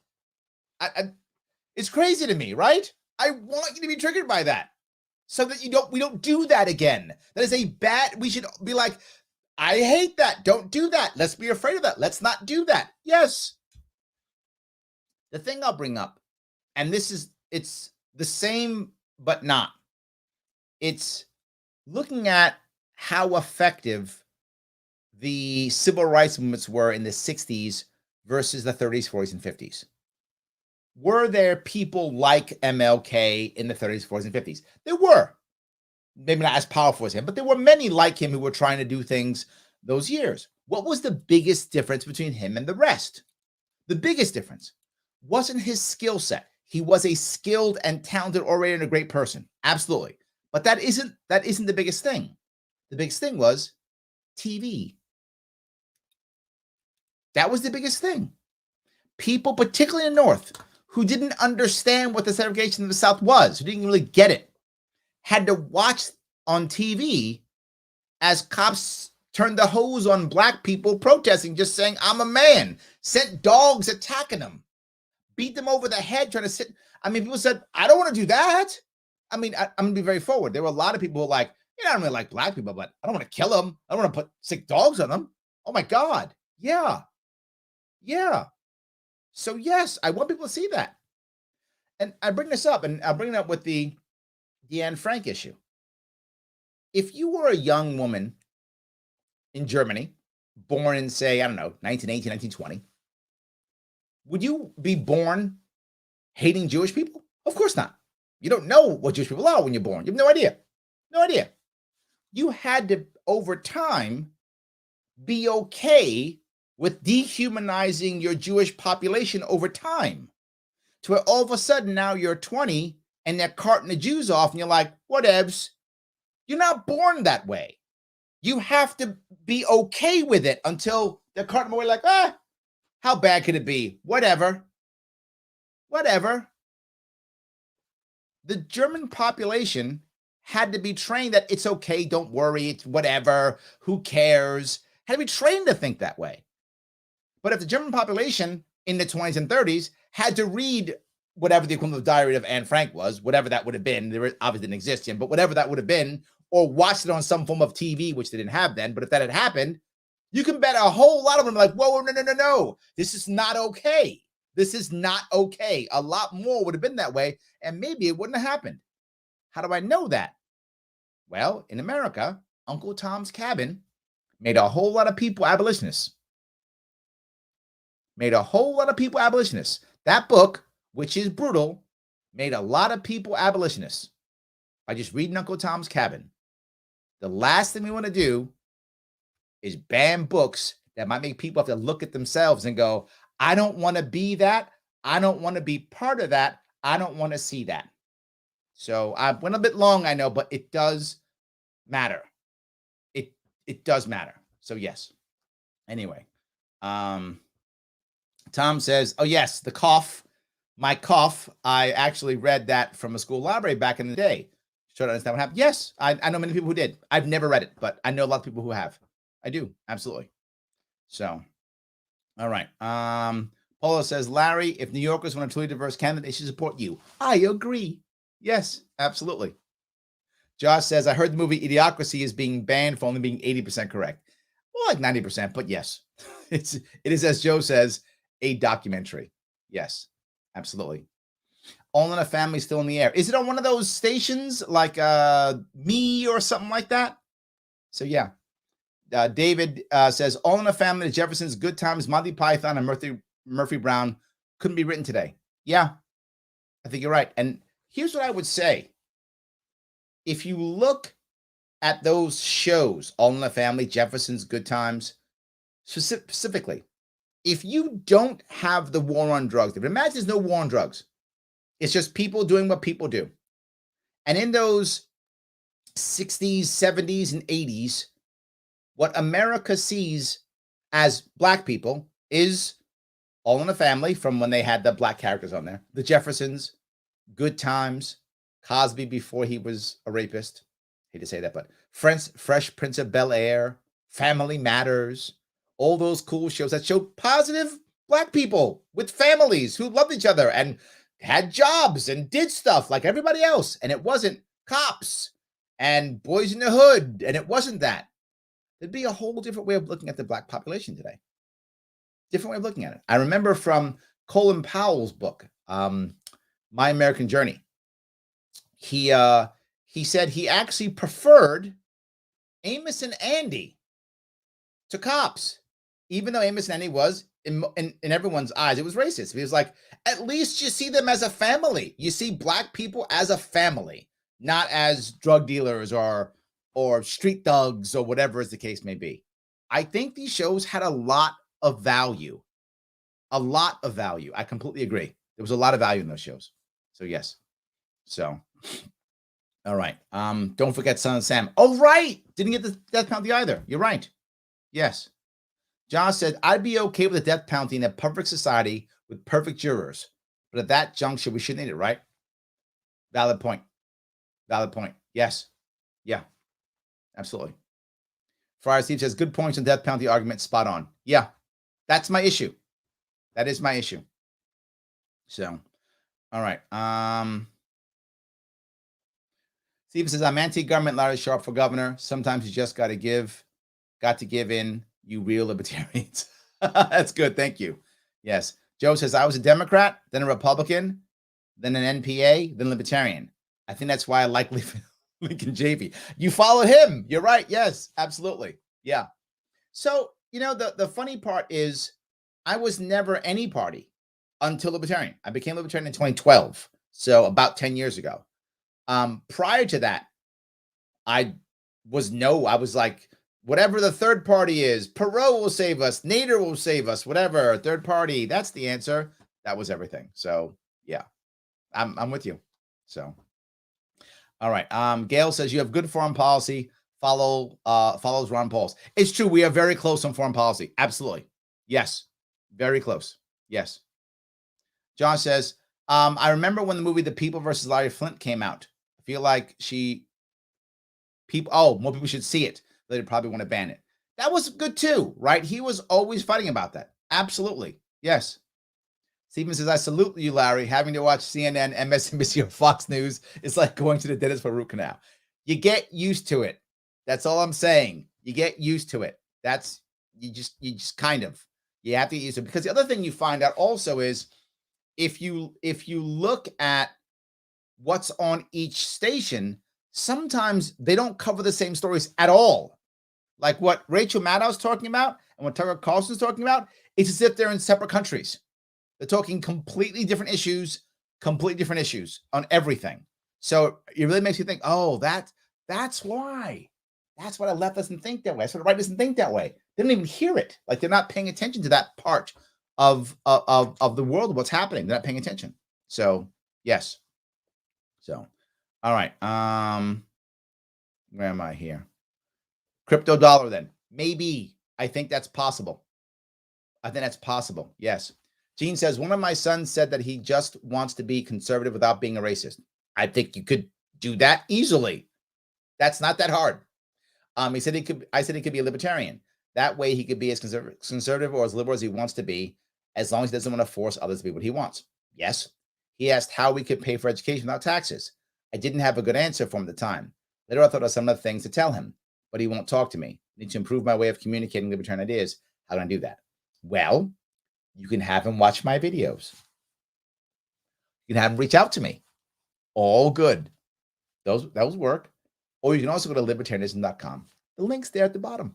All those would work. They're all good. So yes, absolutely. Dan says, I thought that was the whole point of movies like Schindler's List, to be triggered. Yes. Yes. Absolutely. I want you to be triggered by Schindler's List. Please be triggered by that. I hope we all are. That would be amazing. Yes, absolutely. So, guys, I appreciate all the time you guys gave me this evening. Please do me a favor. Go to libertarianism.com, libertarianism.com. Click that link there to support the show. And always like, comment, and share. It is important. It does matter. I'm going to be tomorrow at noon. I will be on my radio show, A Free Solution. If you guys want to see me out of Western New York, please click here. You'll see it then. Otherwise, I will see you all very soon.